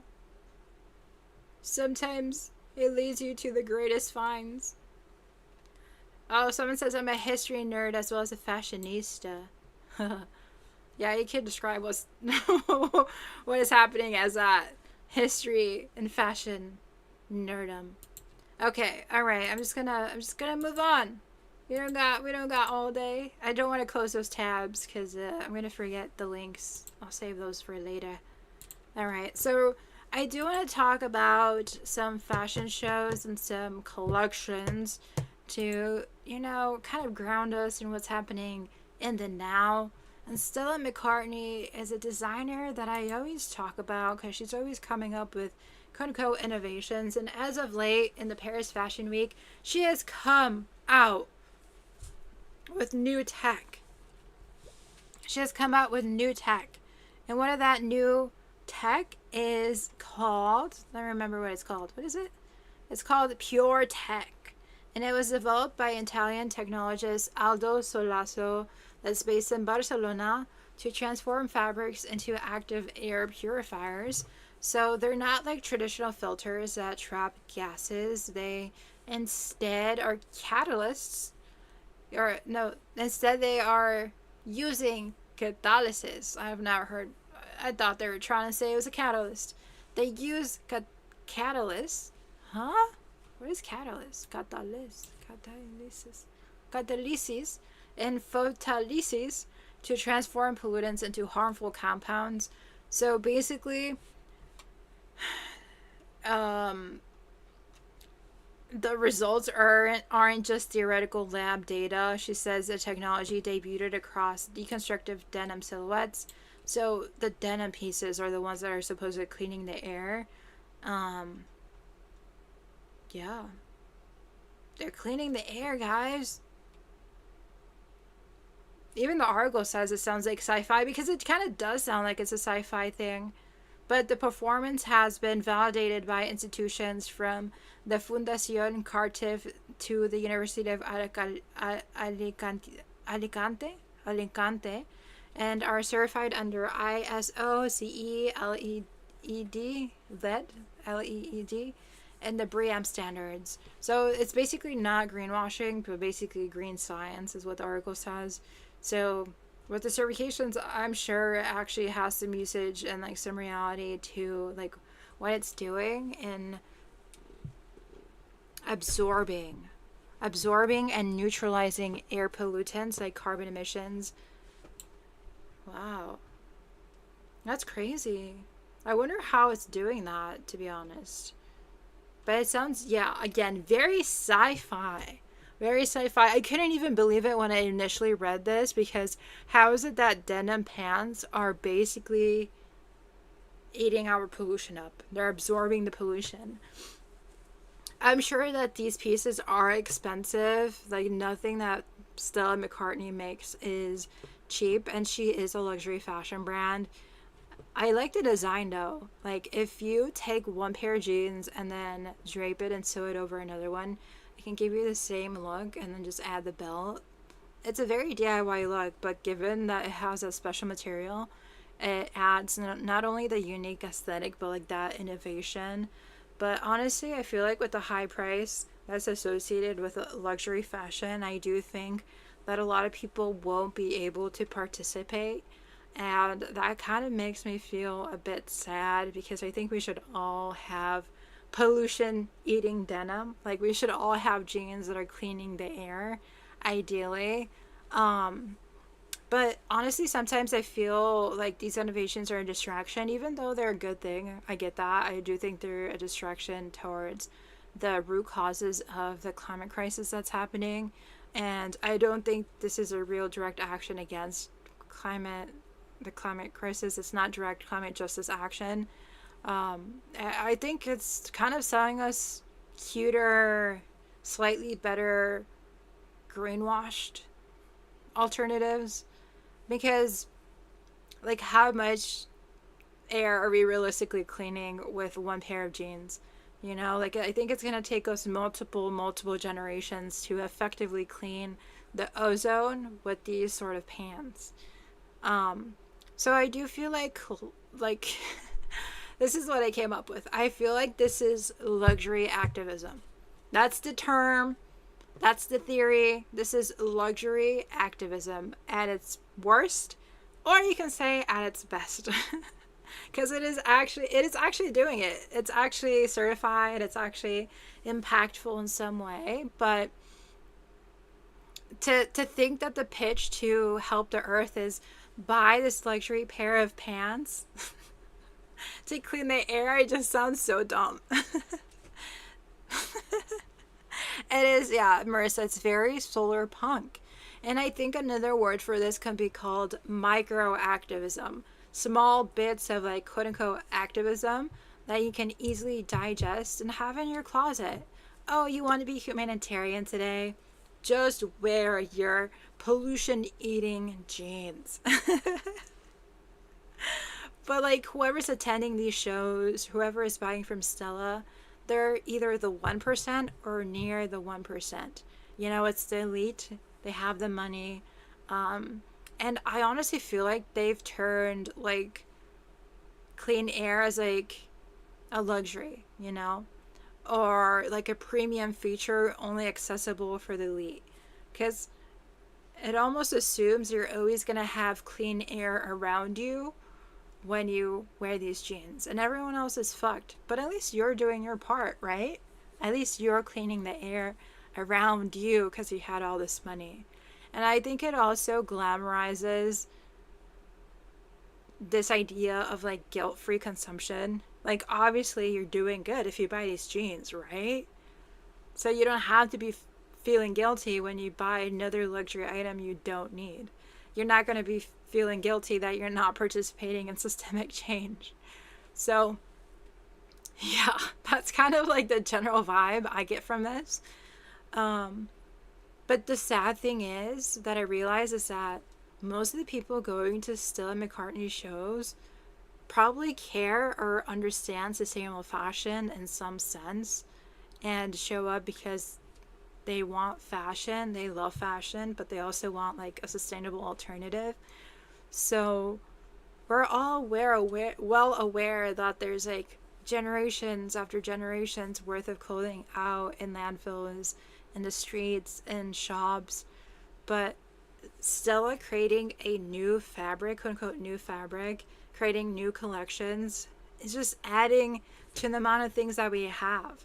But I think she does this to keep herself profitable. Like you have to sell things to stay profitable. And that's just how capitalism sadly works. She's a designer. She has to produce things in her head, obviously. But like she could always use dead stock materials. Oh my god. Please, please, please. I'm back. I'm back. Am I? Okay. So she doesn't have to be this huge pioneer. Oh, honestly, I think it was the feds that were watching me. I can't go after Stella either. But yeah, I think she just really wants to be a pioneer. She wants to like call attention to the issues, to what she knows is a like-minded audience, and then almost allow us to feel like we're doing something responsible or intentional or good, but we're not actually fixing the problem that the elite, the elite consumer has created. Like, I'm not the elite consumer, I just put myself in their spot. But like, if I'm like rich and wealthy, I probably have produced a lot of carbon emissions. I'm kind of the problem, you know? But, you know, Stella McCartney is a leader in sustainable fashion.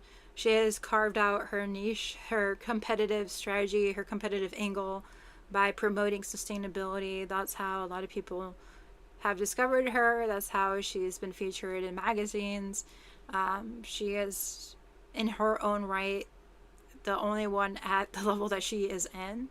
But it's selling the idea that individuals can buy themselves into solutions, buy themselves into saving the world. But it's like the carbon credits thing. Like, capitalism is not going to solve the issue.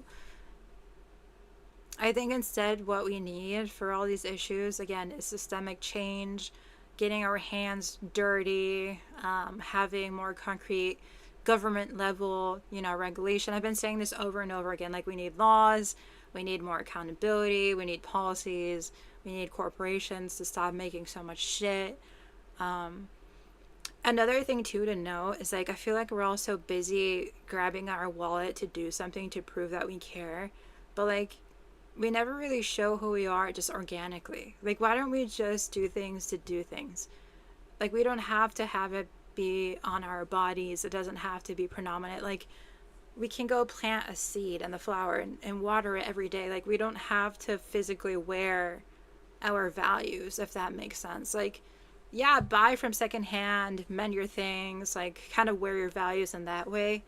But you don't have to have everything on display. And I feel like Stella McCartney's collection kind of like materializes your values, and then you like buy into it with your wallet. Like, don't hyperfixate in buying everything and like showing it to everyone, which I think is what fashion really is most of the time for a lot of people. But instead, do something where you actually mean it. Like, do you actually mean to clean the air? Then go volunteer and do something in your community. Don't just wear jeans and call it a day, Marissa says it's sad because... What? I missed a couple comments. Marissa says, if this really works and doesn't include plastic, this would be a very cool textile for curtains in places where the air quality sucks.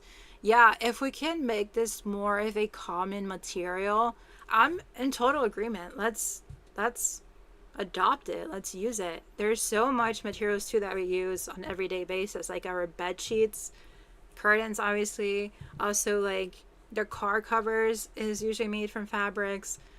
Tablecloths. What else?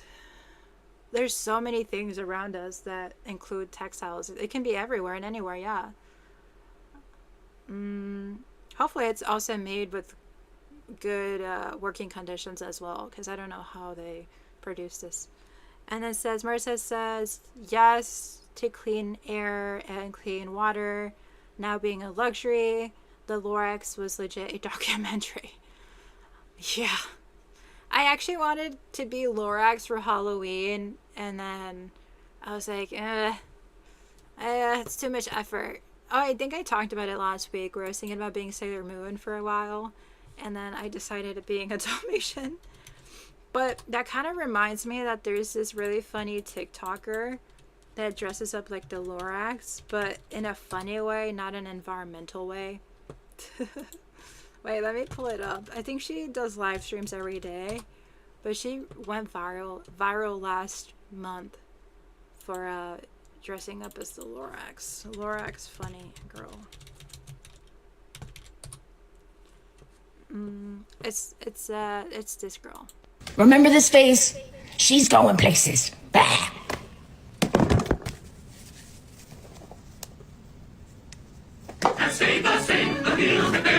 Guys, I don't plan on getting PR trained. Don't worry. They'll have to drag me out kicking and screaming slurs. I'm joking. I would never say slurs. I'm a liberal. Pretty liberal with your mom in bed. And your papa. Whoa!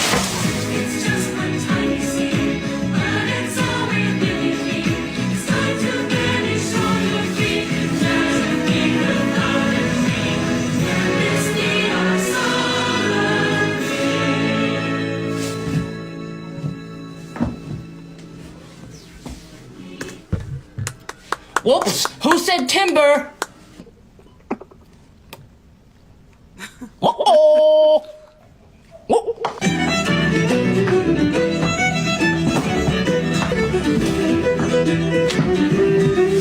Hey! Thanks for loving me. Please don't quit. Lift up your shirt. Show me your...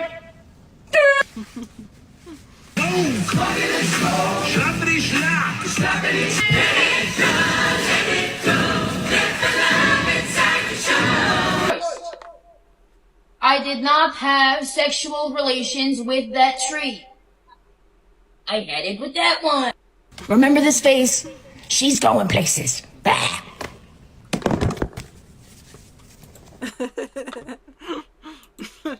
Her name's Ashby.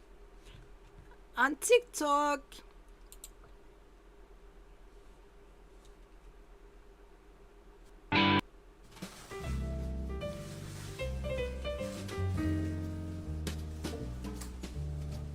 Big kiss for the ladies. Whoopsie. Guys, it gets out of hand. Let it grow. Let it grow. The trees, they say your mom's a hoe. I don't know. Their words, not mine. What else did the trees say? I don't know. Let's ask them. Huh? Or you can ask them yourself, but you know. I'm the lyrics. You're not. Okay.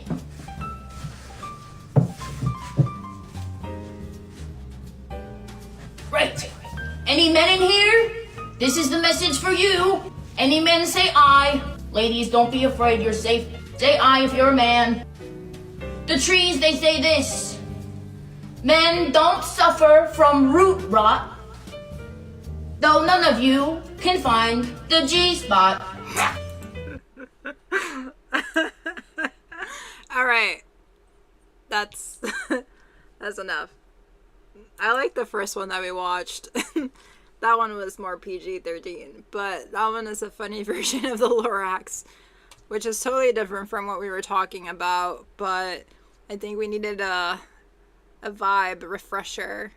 Going back to this, I feel like it's so hard to go back to this, but honestly, this is just really interesting to think about, like, where fashion is taking us and what we're doing as like quote-unquote solutions.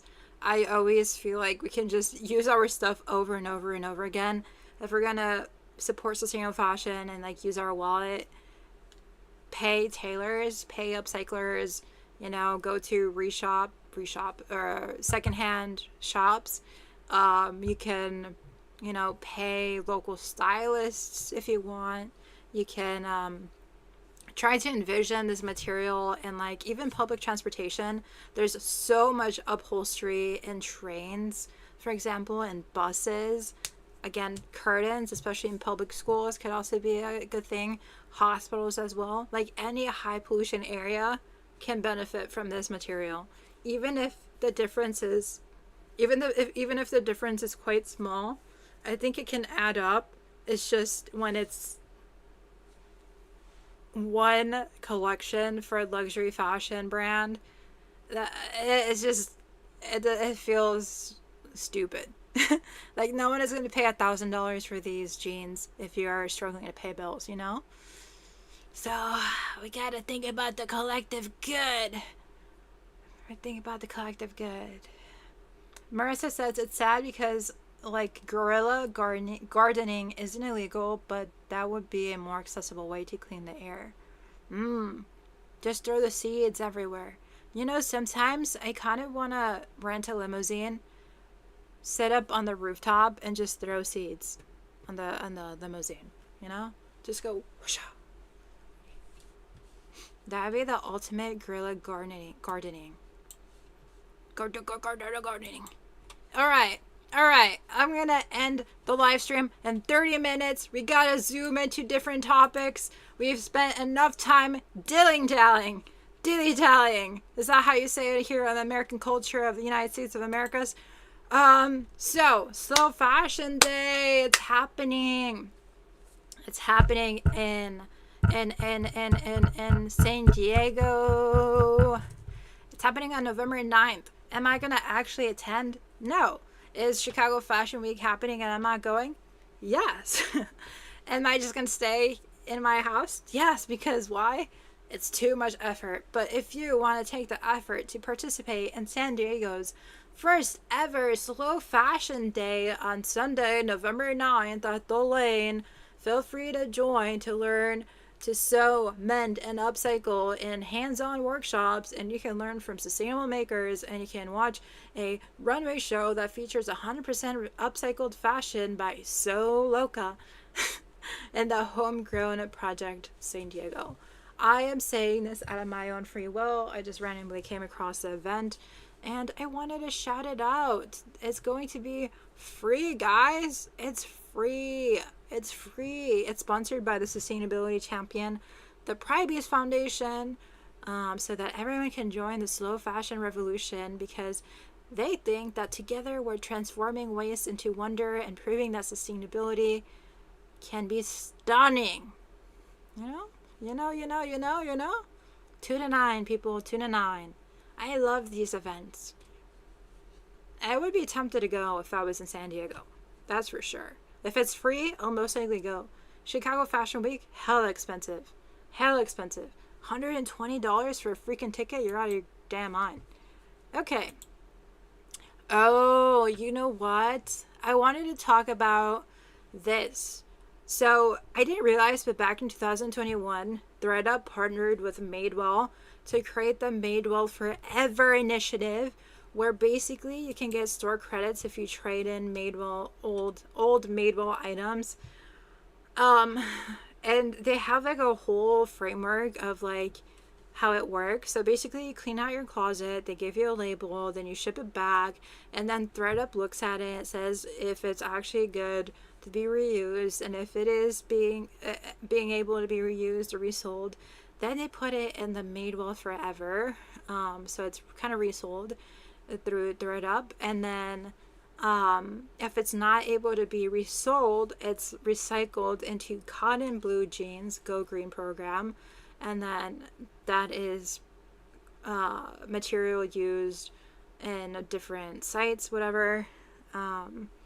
So yeah, that is so interesting. And they say we don't get a second chance with our planet, but we do get a second chance with our clothes.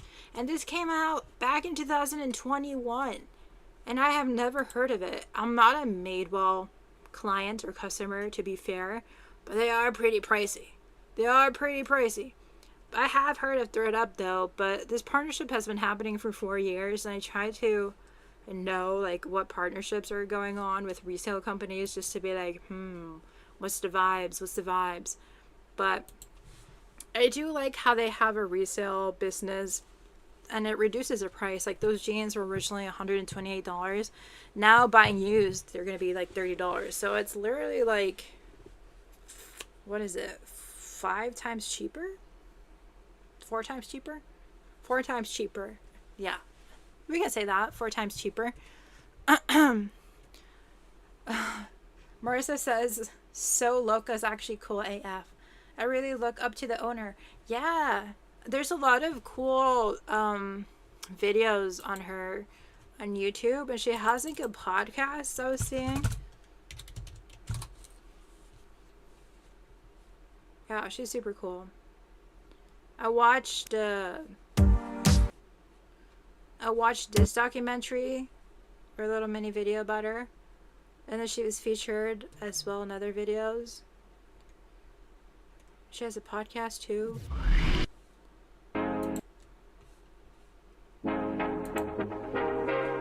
Bridging the gap between creator and consumer is something that we want to do. I know specifically where every piece of fabric has been sourced, but its whole plan was for it to end up in some kind of landfill, and we rescue it, and it becomes you. It's now a curated part of your life. It becomes. Yes, so poetic. She only has 352 subscribers. Oh, such a shame. She deserves more hype, more attention. Her last podcast was 3 months ago. Oh, honestly, I should listen to these at work too. I've been looking for a new podcast. Everything is boring that I've been listening to. I'm just kind of bored with all the things that I've been doing. Ah, yes, the new binge. Perfect. I've forgotten about that podcast. Okay, so going back to the Madewell, you do save some money, but the thing is, I kind of am hesitant about supporting these sort of programs because Madewell is hella expensive. And if it's been running for 4 years and I haven't really heard of it, it's kind of like suspicious invoking. I'm like, why are they doing this? But I feel like it's more so for like customer loyalty, you know? Like maybe it's to get more products that otherwise would have been resold by other resellers So they're trying to like take back a bit of their own products and like give their own clients an incentive to do it through them versus others making the money. So I just wonder though how much clothing they've actually collected, if they've reached their goals, because they were saying that they were going to collect 1 million garments in just 2 years from the start of 2021 to the end of 2023. I couldn't find any follow-up information or any reports on this. They don't have any public reports or any like thing to look at and how well they're doing. So it's kind of a mystery what their overall impact is, which very much worries me. But again, it's like, yeah, you can buy these things at a much cheaper price, but wouldn't it be more sustainable to keep your old clothing and just reuse it? Because Madewell's whole thing is that it's made well. Like, it's made sustainably, it's made to last. But like, if they have a whole program where you can return things, it kind of incentivizes returning things and buying again and again and again, even if their products are supposed to last a long time, even forever. So I feel like the program just kind of like pushes for more sales. Right? And it can create more environmental footprint because you got to ship that shit. And then Madewell has to ship that stuff to other people. And then what if they return it back and then the shipping loophole continues and goes and continues on forever and ever and ever and ever and ever. But the program is supposed to make you feel good. Like, you're supposed to be doing something good. Like, you're not throwing it away. You're prolonging its life. You're reducing some sort of carbon emissions because, you know, they take care of it, of the other processes of giving it out to other people. So you just kind of like wash your hands after the initial shipping. It's kind of brilliant. I think that's why a lot of other resale organizations are doing this. But I would like to read some reports. The nerdy girl wants to read some reports. It's 7 p.m. Central Time on a Tuesday, to be exact. But honestly, this is good PR. Madewell's social responsibility officers are doing a great job. They get to do a little fancy markup in their reports being like, the Madewell Forever has saved 1 million jeans and 1 million shirts, and we're saving so many carbon emissions, and we're deeply committed to circularity. Marissa says, I kind of wish any clothing that is not fit to resell Madewell could commit to recycling the clothing back into their production. Oh, like deconstruct it and then make something out of it again. Yeah, that'd be smart. That'd actually be really smart.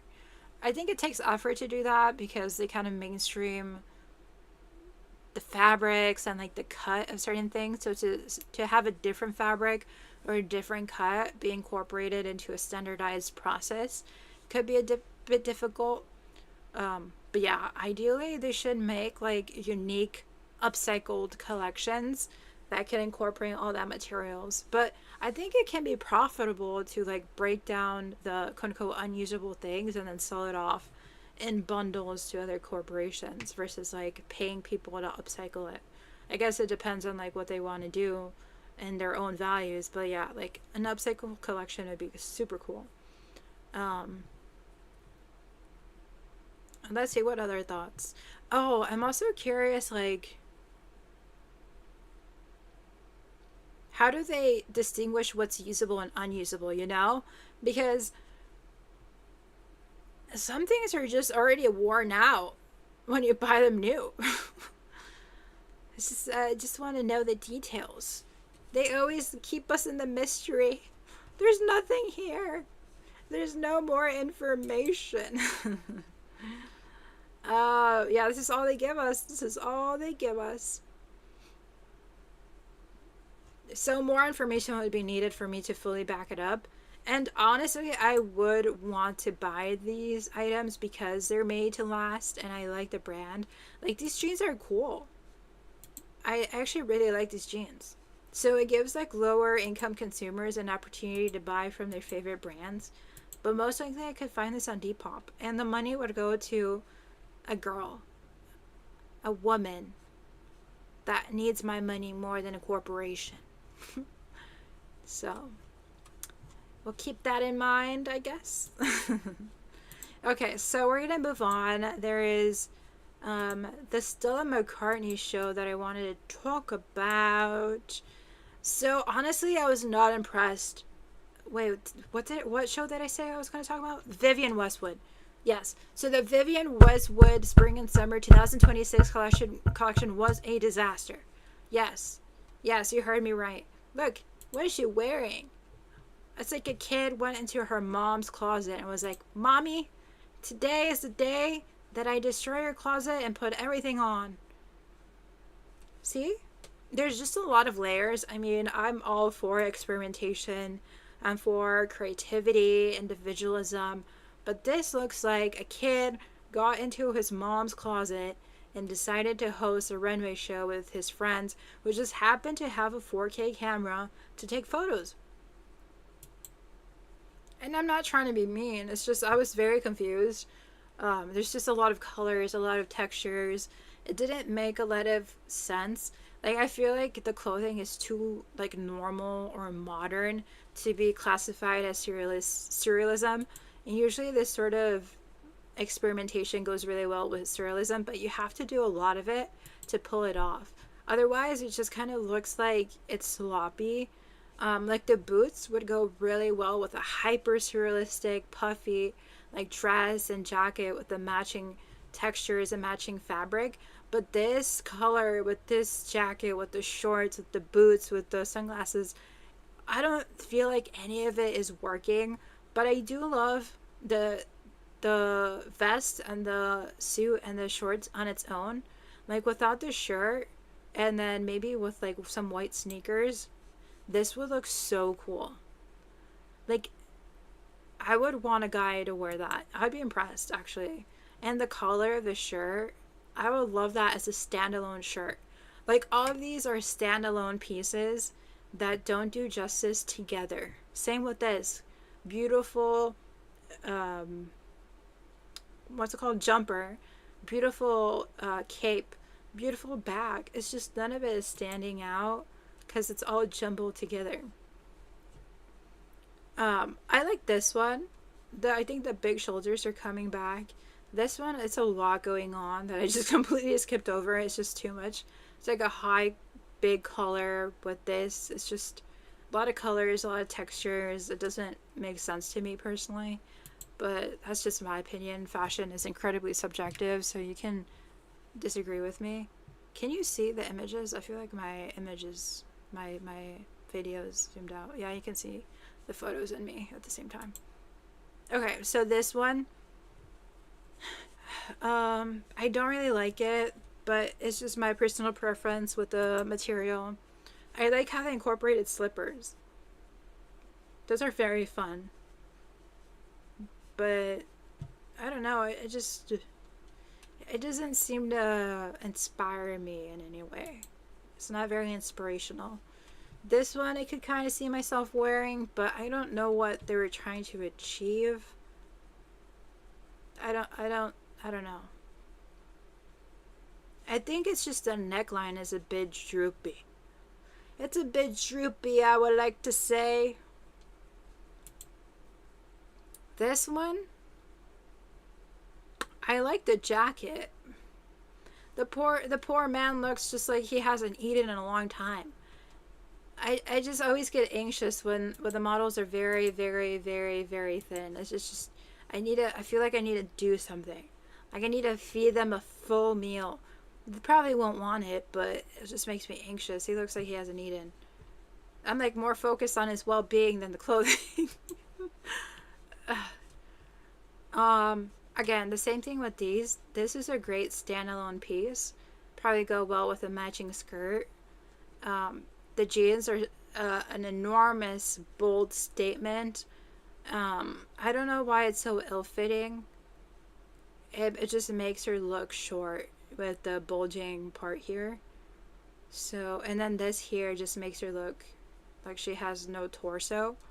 So it's not that flattering. And then the way it lays on her is just very unflattering as well. And it makes her look like she has a sagging diaper. So overall the cut is very bad, but I like the jacket. Maybe this could work with like a crop top. Yeah. This, it looks like she has Christmas lights hanging from her, and then she got a curtain and wrapped it around herself. That's like my impression. Like every piece just is very confusing, and I can say a million like criticisms. It's just I didn't really like any of them. This one, I don't know what's going on. I don't know. Like if you showed me this and asked me who the designer was, I would not say Vivienne Westwood. Just this does not scream Vivienne Westwood to me.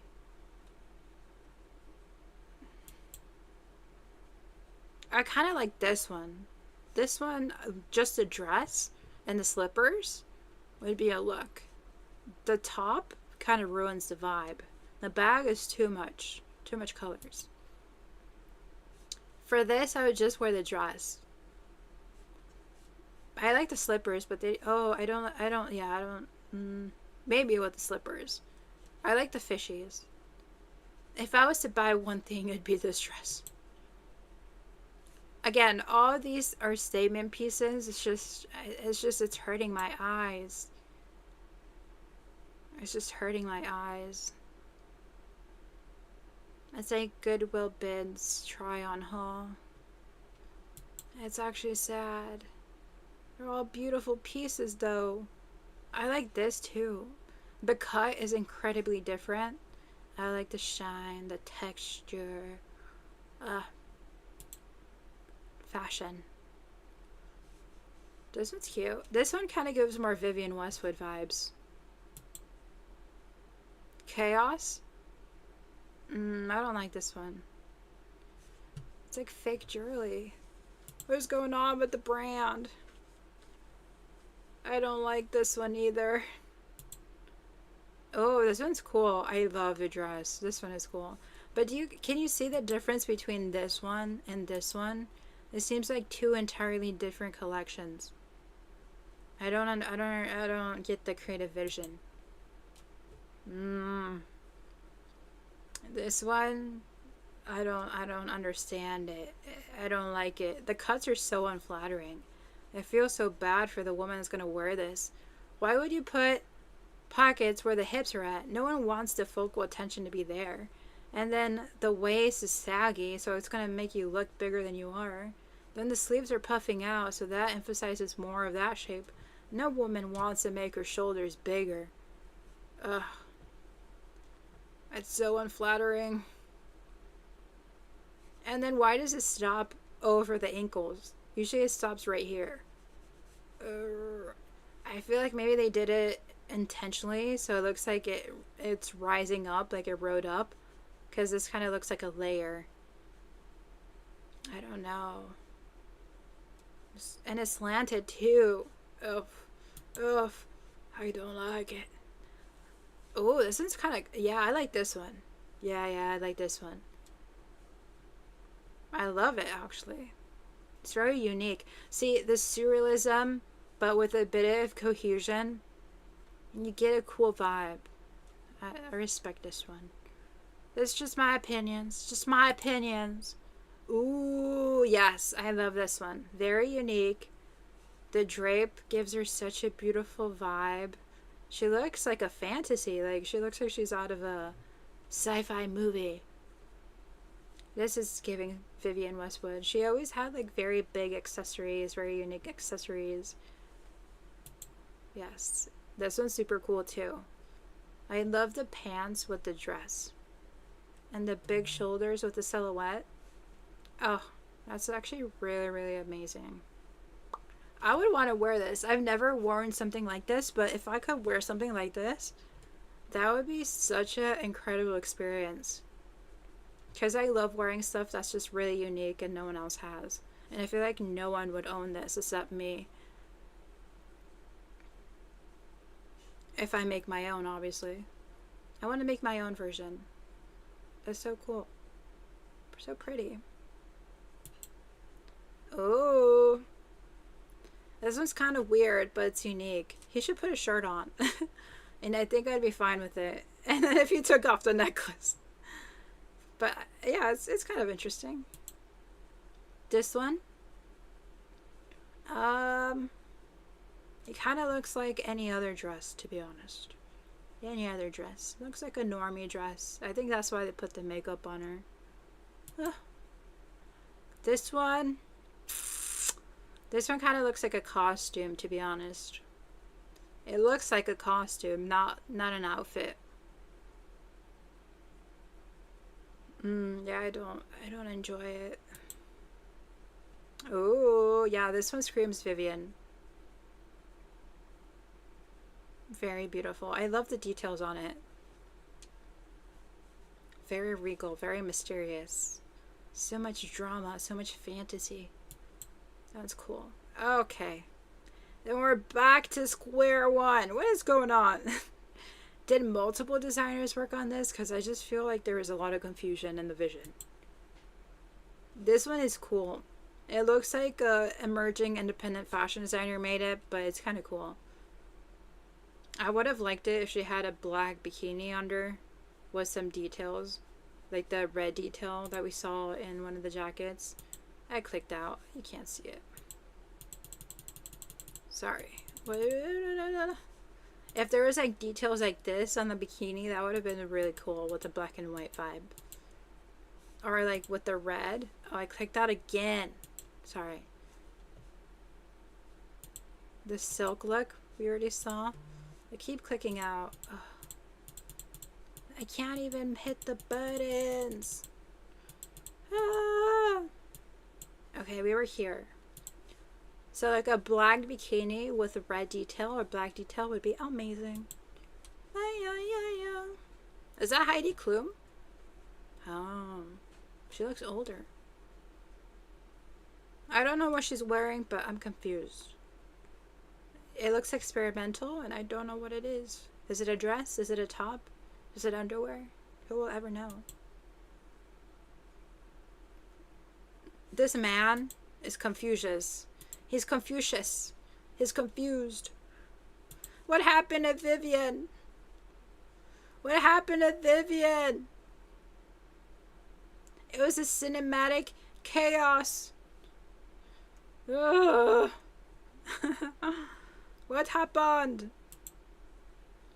Paris Hilton and Demi Lovato? They were all dressed so weird. I think the vibe was chaos. It was supposed to make no sense. I think that's what the vibe was. The article doesn't explain. And who is that man? Crone Thaler. He's ruining the brand, I think. Honestly, I had so much respect for Vivienne Westwood, but I don't know where the brand is going under that man's direction, so I'm kind of concerned. I did not like it. I did not like.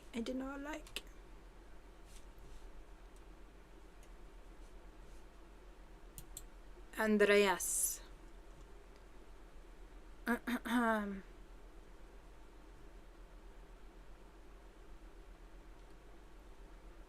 How long has he been with her? Sorry guys, I'm getting tired. How long has been with the brand?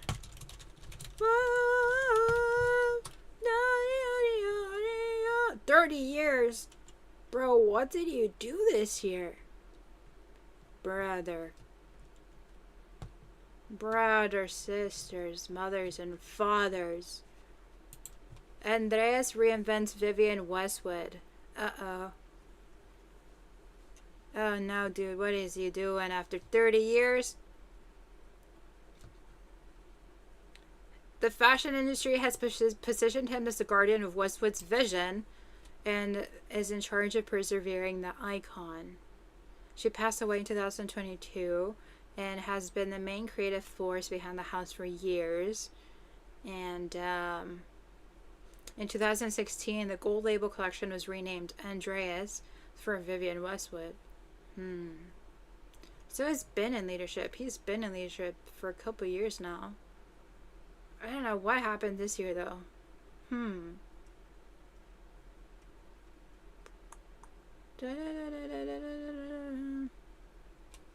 Wait, let's have Robot Voice read this for a second. But legacy is often a double-edged sword. It can be both a powerful shield and a cage.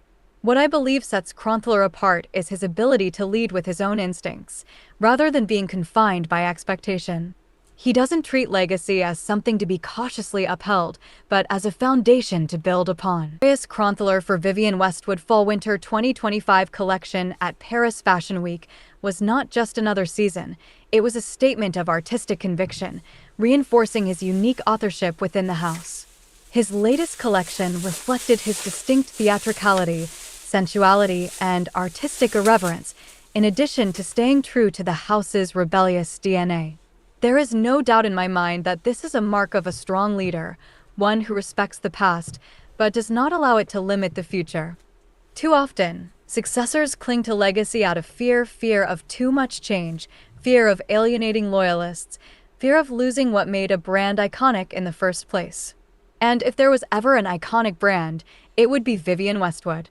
But Andreas Crontler's approach proves that the most powerful way to honor a legacy is not just to preserve it, but to internalize it and then have the confidence to evolve beyond it and even to let it go.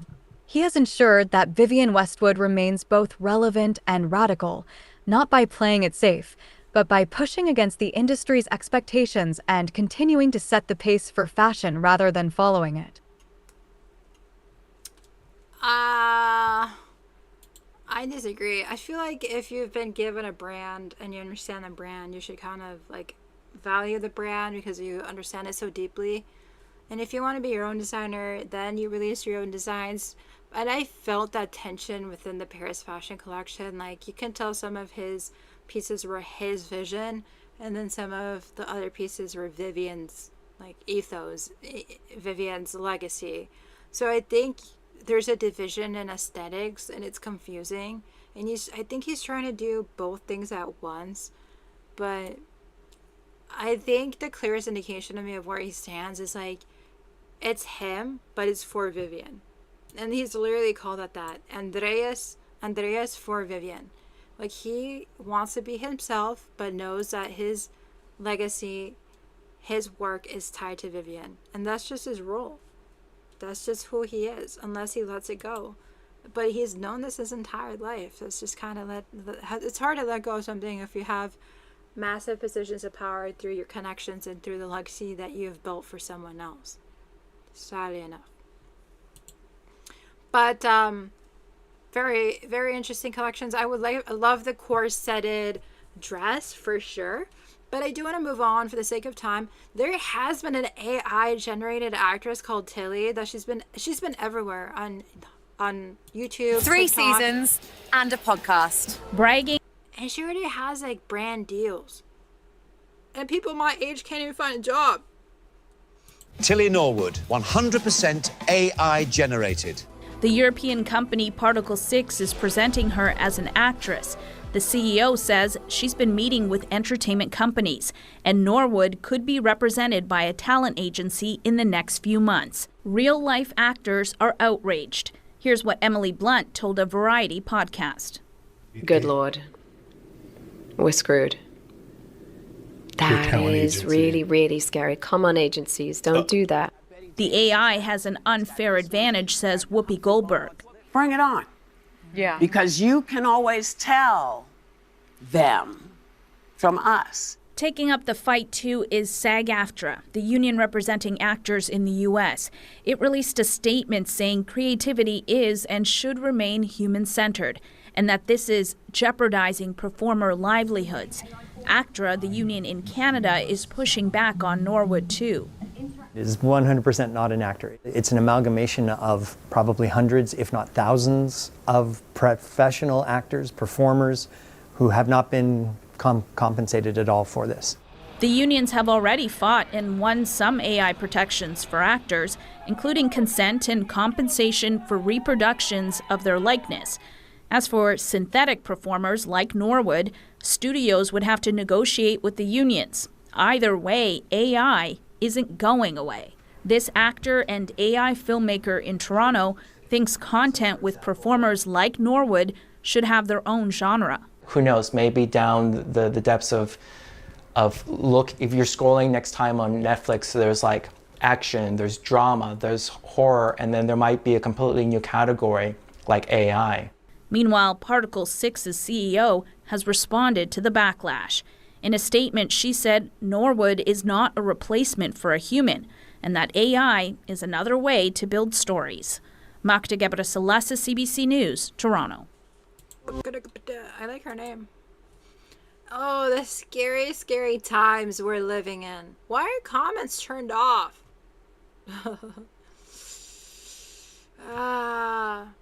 The AI girl looks like Taylor, this YouTuber. Oh my goodness. AI is ruining our country. Dare I say it? Dare I say it? I'm very concerned. I think one day we're just going to arrive at a time when we don't know what's real and what's fake. We're not going to distinguish anything. And then there's Sora. Have you guys heard of that? Sora is a new app by OpenAI, and the videos produced have been everywhere on TikTok. And it's so scary because they look so real.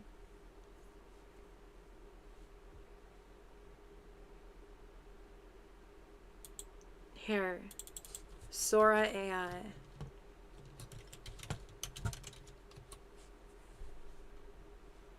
See, like Jake Paul, who is a famous influencer, has been heavily targeted.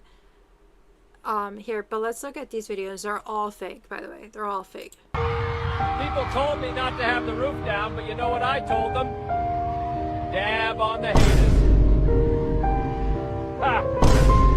I have a dream that I'm never gonna give you. I'm never gonna let you down. Never gonna run around and desert you.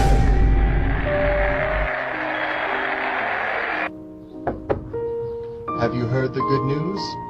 Taco Bell has Baja Blast back in stock. Blessings. Jeff, we need to talk. Open up. Get out! Hey, get out of here! Go on! Whoa, didn't expect that.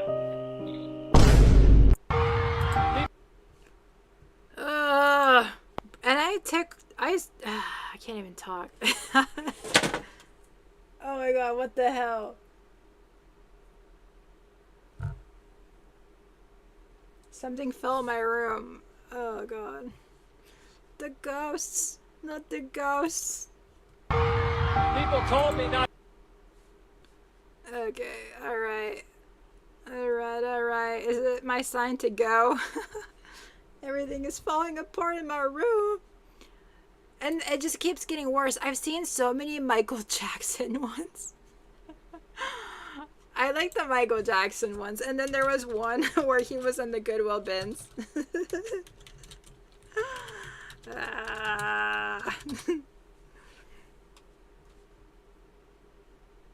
Where is it?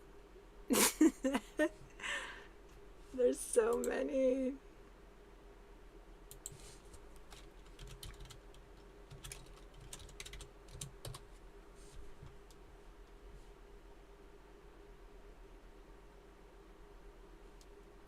Oh my god, he's in the office. Barely fits in the slot. That's what she said. Jamon. It looks so real. That's the thing. It looks just so... That batter's looking darker than midnight, Grandma. That's the point, baby. Halloween's all about a little fright with the sweet. You sure know how to make scary look good. And you know how to add just the right sparkle. Set those eyes right here. Just those nuts right here. Oh gosh. Alright. Why is he cleaning...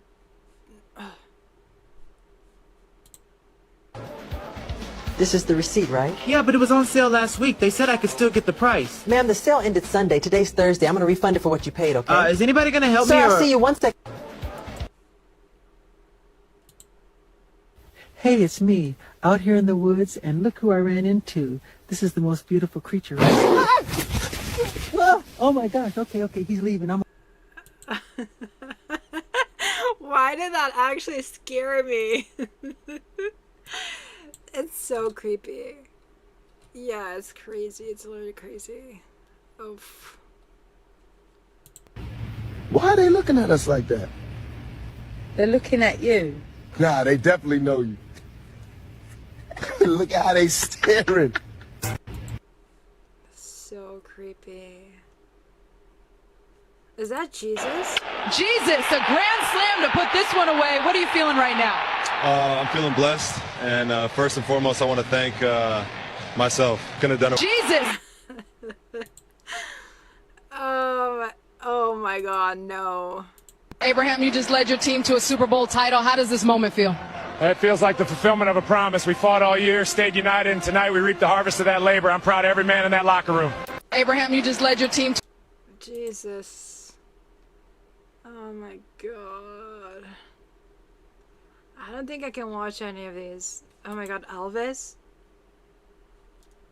Okay, this is the last one. This is the last one. If it loads. If not, I'll just click out. Come on. Evening, sir. Oh my God. Hey, y'all, it's Elvis. Thought I'd give you a little look around home sweet home. This here's Graceland right behind me. She's sitting pretty in the evening light. Columns, shutters, the whole thing. Got the lions guarding the front steps. And if you... Hey, y'all, it's Elvis. Thought I'd give you a little look around home sweet home. All right. I think I'm gonna end it after talking about the last things.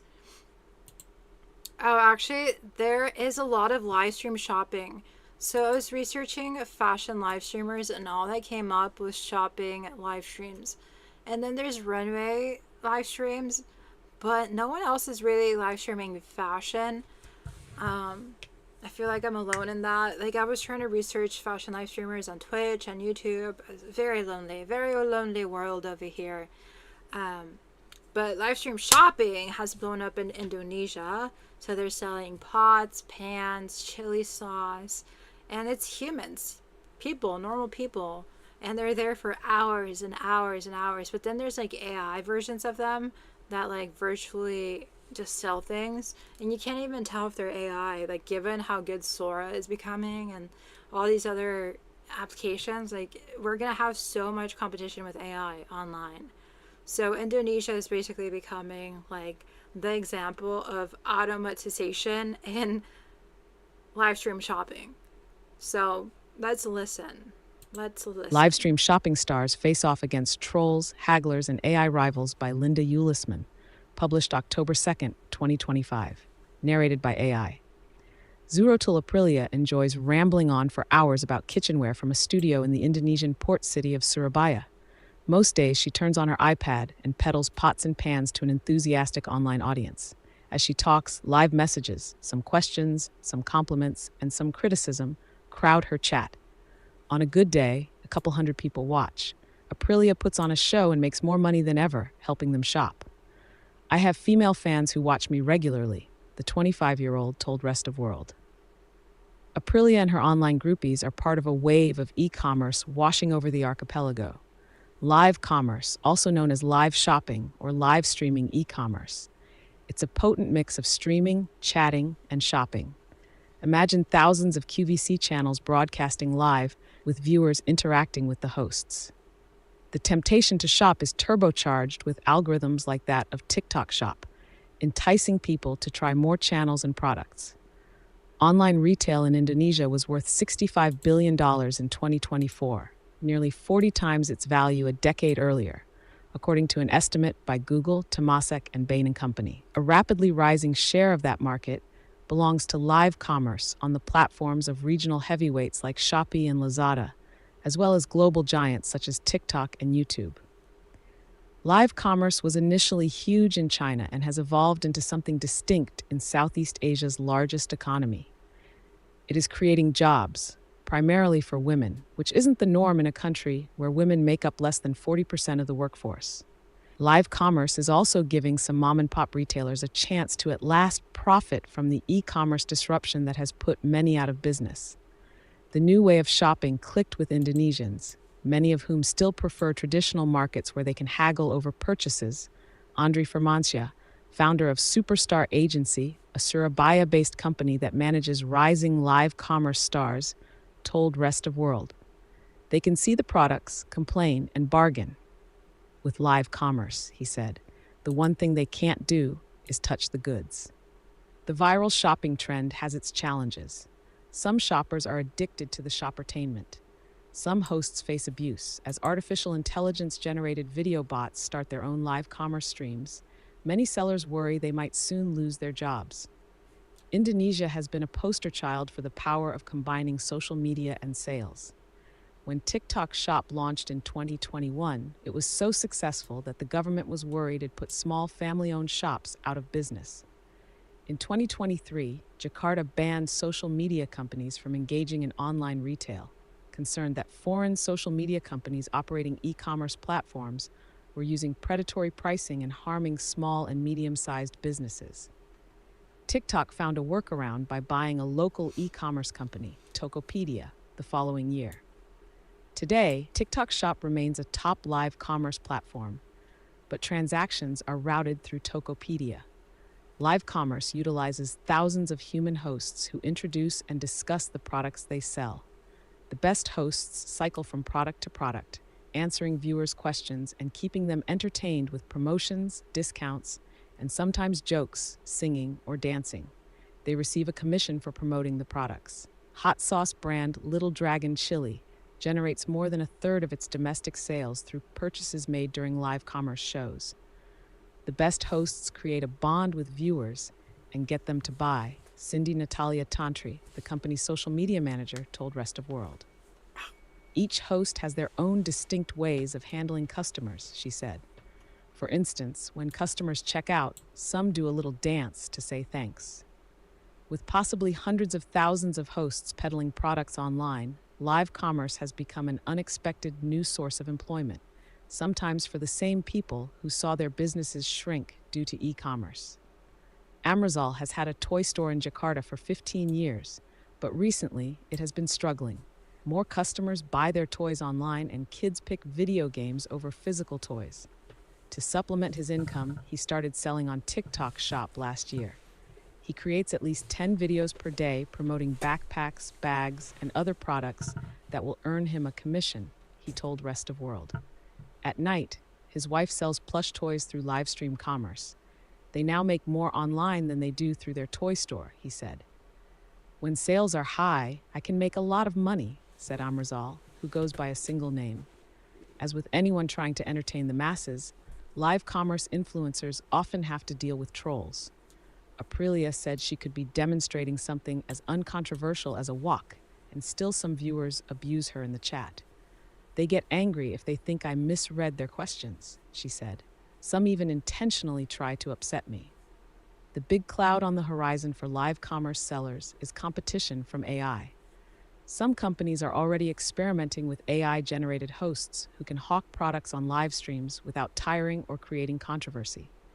Their success mirrors that of the virtual news anchors and Indonesians have readily embraced. Already, AI hosts are hawking sweet snacks, Korean cosmetics, and spicy sauces.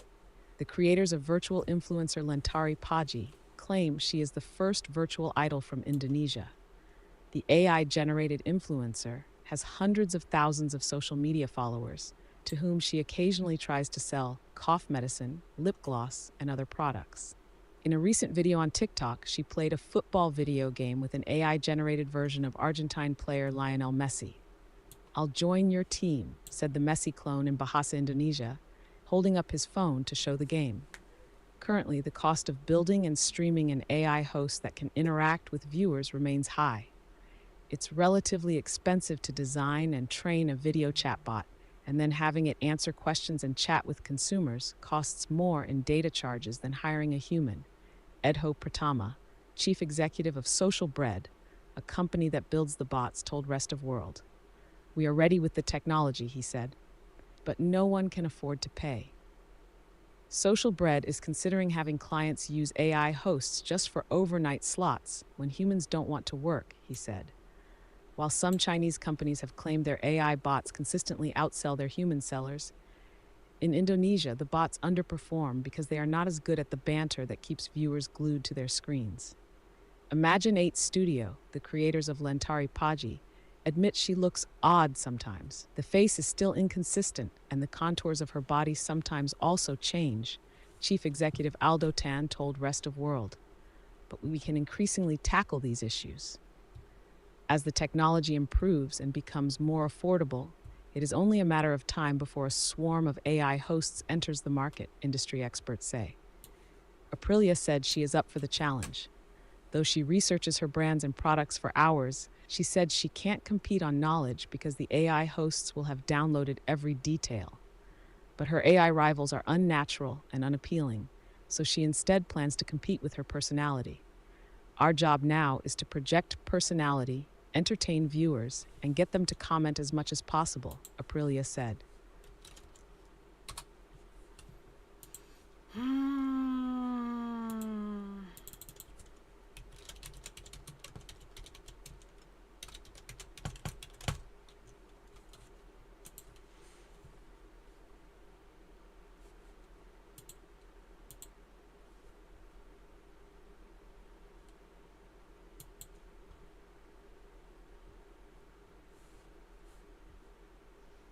Conoce de memoria el subconsciente.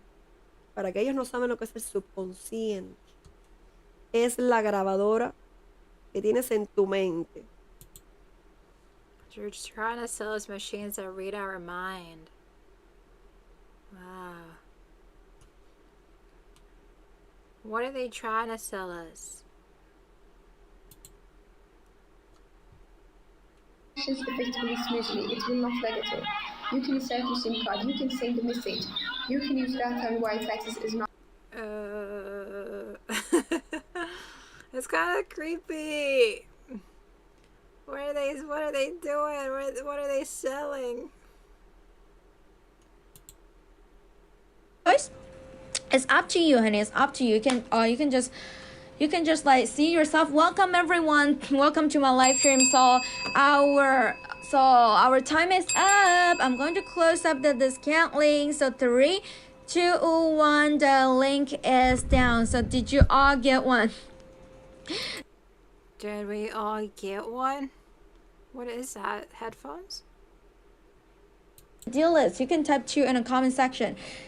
Let me see how many people just joined us. Welcome, Lauren. You again. I remember you, Lauren. Welcome to our live stream. Good afternoon, honey. Good afternoon. So welcome, everyone. For those of you who just joining us, honey, let me ask you something. Welcome, Anthony. Welcome to my live stream. Let me ask you something. So, have you ever used those earbuds that make your ears ache after just a few minutes, struggling with it? She said my name. She said my name. I'll hear you, or ever been stuck with cheap earbuds that breaks in a month and take you forever to charge but die within an hour. If any of that sounds familiar, honey, you can just stay in my live stream for a bit. No pressure to buy anything. Today isn't just about selling, it's about helping each other solve real problems. So if this is the first time for you to come to my live stream and you've never purchased anything from it before, go ahead and hit that follow button. Everyone who follows me right now. Oh my gosh, and there's so many of them. It's overconsumption core. It is like whatnot. Oh my gosh. What are they selling?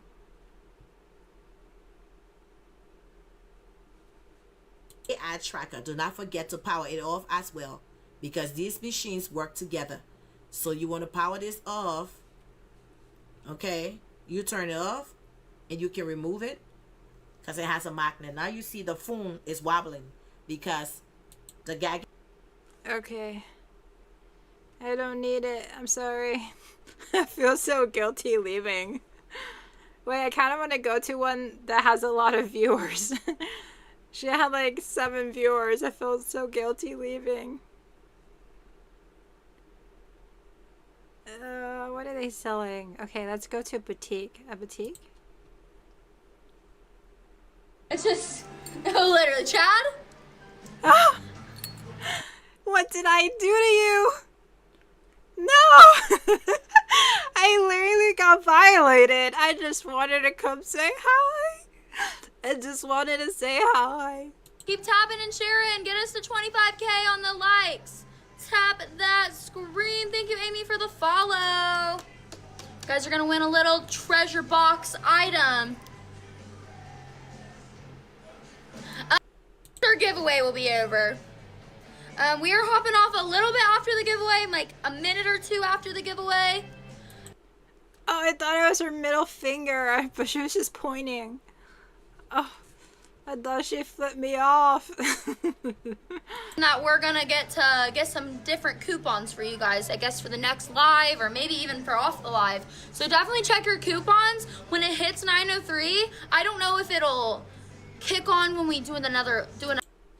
Oh my goodness. Am I doing the wrong thing? I should be a live stream boutique owner. I just sell stuff on TikTok shop. What is she selling? Chanel? What is she selling? Ventas de TikTok shop. Preguntas me dejan saber, chicas. Miren, intenten agregar 2, chicas. A lo mejor les están dando el envío gratis. Al agregar 2, dice que te da el envío gratis. Si tú no te quieres quedar sin el tuyo, vamos. I like the Christmas tray. It's very pretty. Oh my god, I actually want the purse.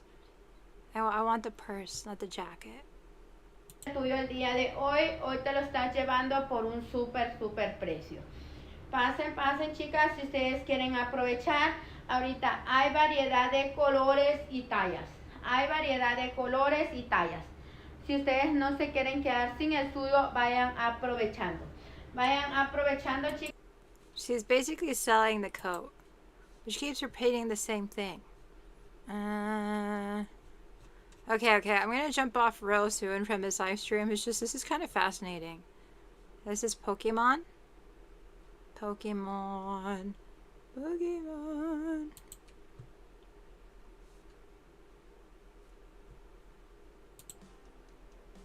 Ooh, I want those. Leather. I wonder why it's taking so long.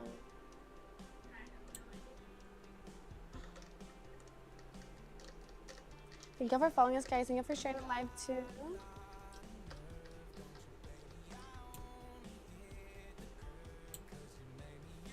What's going on? Monica, you do have 10 seconds left. Thank you, Mitch, for sharing the live, my love. We only have 5 seconds left, Monica. I think it's an auction. Oh, yeah, auction sales. Wow, I'm so smart. The live stream is kind of awkward, so I'm out of there. I think I'm gonna live stream me buying whatnots. That's only if I have a budget, but imagine me going to whatnot and live streaming me trying to buy the things. I'm not logged in right now, but it's basically the same theory where they go, oh, did they log me in? They logged me in. Oh, I didn't even press the button. Okay, well, I'm logged in. So can you imagine me like buying stuff on live stream? But I don't need stuff. It was just a random idea. It'd just be fun. Explicit content. No. Oh, why is it explicit content?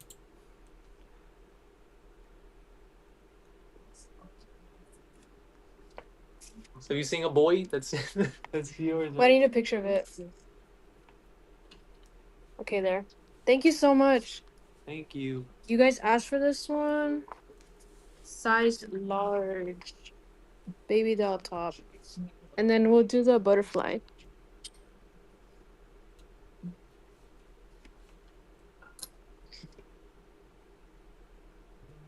This thing so you could like do it from the back.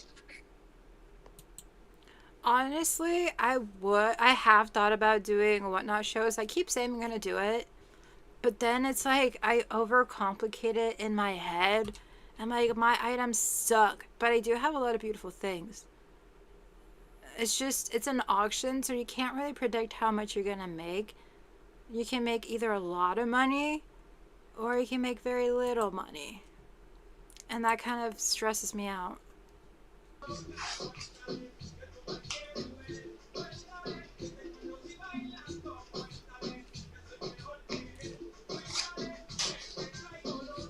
Wait. What if I live stream myself on Whatnot? So like I make a live stream and then I project my own shop onto the YouTube live stream. Wait, that would be weird. Or would it not? I don't know. That's an interesting idea. I live stream in 2 places at once. And they do it by categories. I'm on the Y2K category. Let's see who else I have. Size large. This kind of looks a little dingy. It might need like I think it's dingy looking because it has like pilling. You might just have to like razor that off, but it's a size large if anyone needs. Size large. Looks like a medium though. I don't think that is a large. Let's see, who else? This looks handmade. It's like a vest, like a reversible vest, so it can be the orange side or the regular side. She's not even on camera. The thing is, I'm such a perfectionist. I would want to like do things perfectly, but a lot of people are just doing random stuff, you know? Like I feel like I would have to do a whole presentation. She's going so fast. Wait, what are we bidding on? Oh god, what are we bidding on? I lost track. Some hoe for my class of semen. What? What the heck? Tell him tip me $1. No, I'm playing. Okay, so this ties at the neck and then it just sits open. Would it be cool live streaming my Whatnot streams? Or you know what I could do? Actually, this is maybe an idea. This is me ideating. I feel delirious, so maybe the idea is brilliant or really stupid. But what if I start off doing like a normal stream like I did today, and then I pull up my account, and then so you're just watching me do the Whatnot show. So it'd look like this.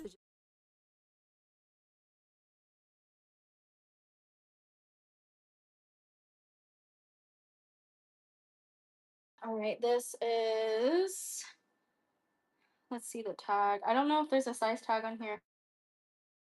Ooh, size 38. I don't know what that is. I think it's probably like a medium, more like a medium / large. Maybe. I'll think about it. I'll think about it. You'd watch? My lovely Marissa would watch? Oh. And it seems like random people are joining as well. Like, I think random people would be watching me on my Whatnot. That's kind of scary. I feel like that would be a lot of pressure. No, I think, okay, maybe I'll do it. Maybe. It's just the thing is, to be fully honest, too, like I was like, yeah, perfectionism. Yeah, I can probably use my items that I haven't been selling on Depop. But it's like, I want to live stream my stuff, and I feel like I couldn't be in 2 places at once because I want to do Whatnot and do these YouTube live streams. So I was like debating, and I chose YouTube / Twitch streamer YouTube / Twitch streaming versus Whatnot streaming, because I just felt like it went better with my brand. But if I do the Whatnot sales by the end of the streams, maybe like on Sundays, maybe that could work. And so I can do all of it. I can do everything. I can do the Whatnot, the Twitch streaming, and the YouTube streaming. I'll think about it. I'll think about it. There's a lot to think about. Okay. I like her. She seems cool. I'll follow. I'll follow. Okay, let's see who else is on. I do have to go, though, very soon. This has been a very fun live stream. Very fun live stream. Sorry.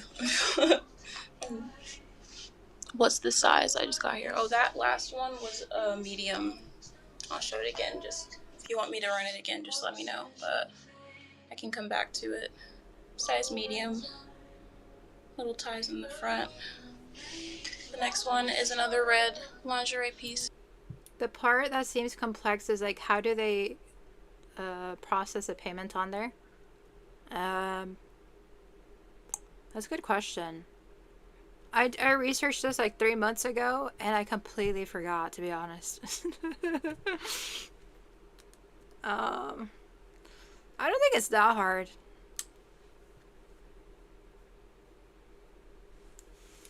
These headphones died again. Alright, to charge again. Okay, I think that'll be it for this live stream. I'm gonna exit. Bye-bye, 4-leaf closet. How do I follow? Okay. Perfect. Okay, alright. Well, thank you everyone for watching. Very insightful live stream.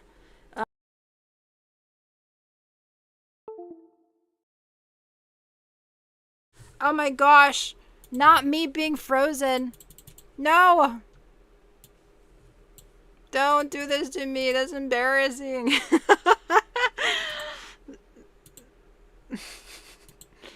Ew, why? Why?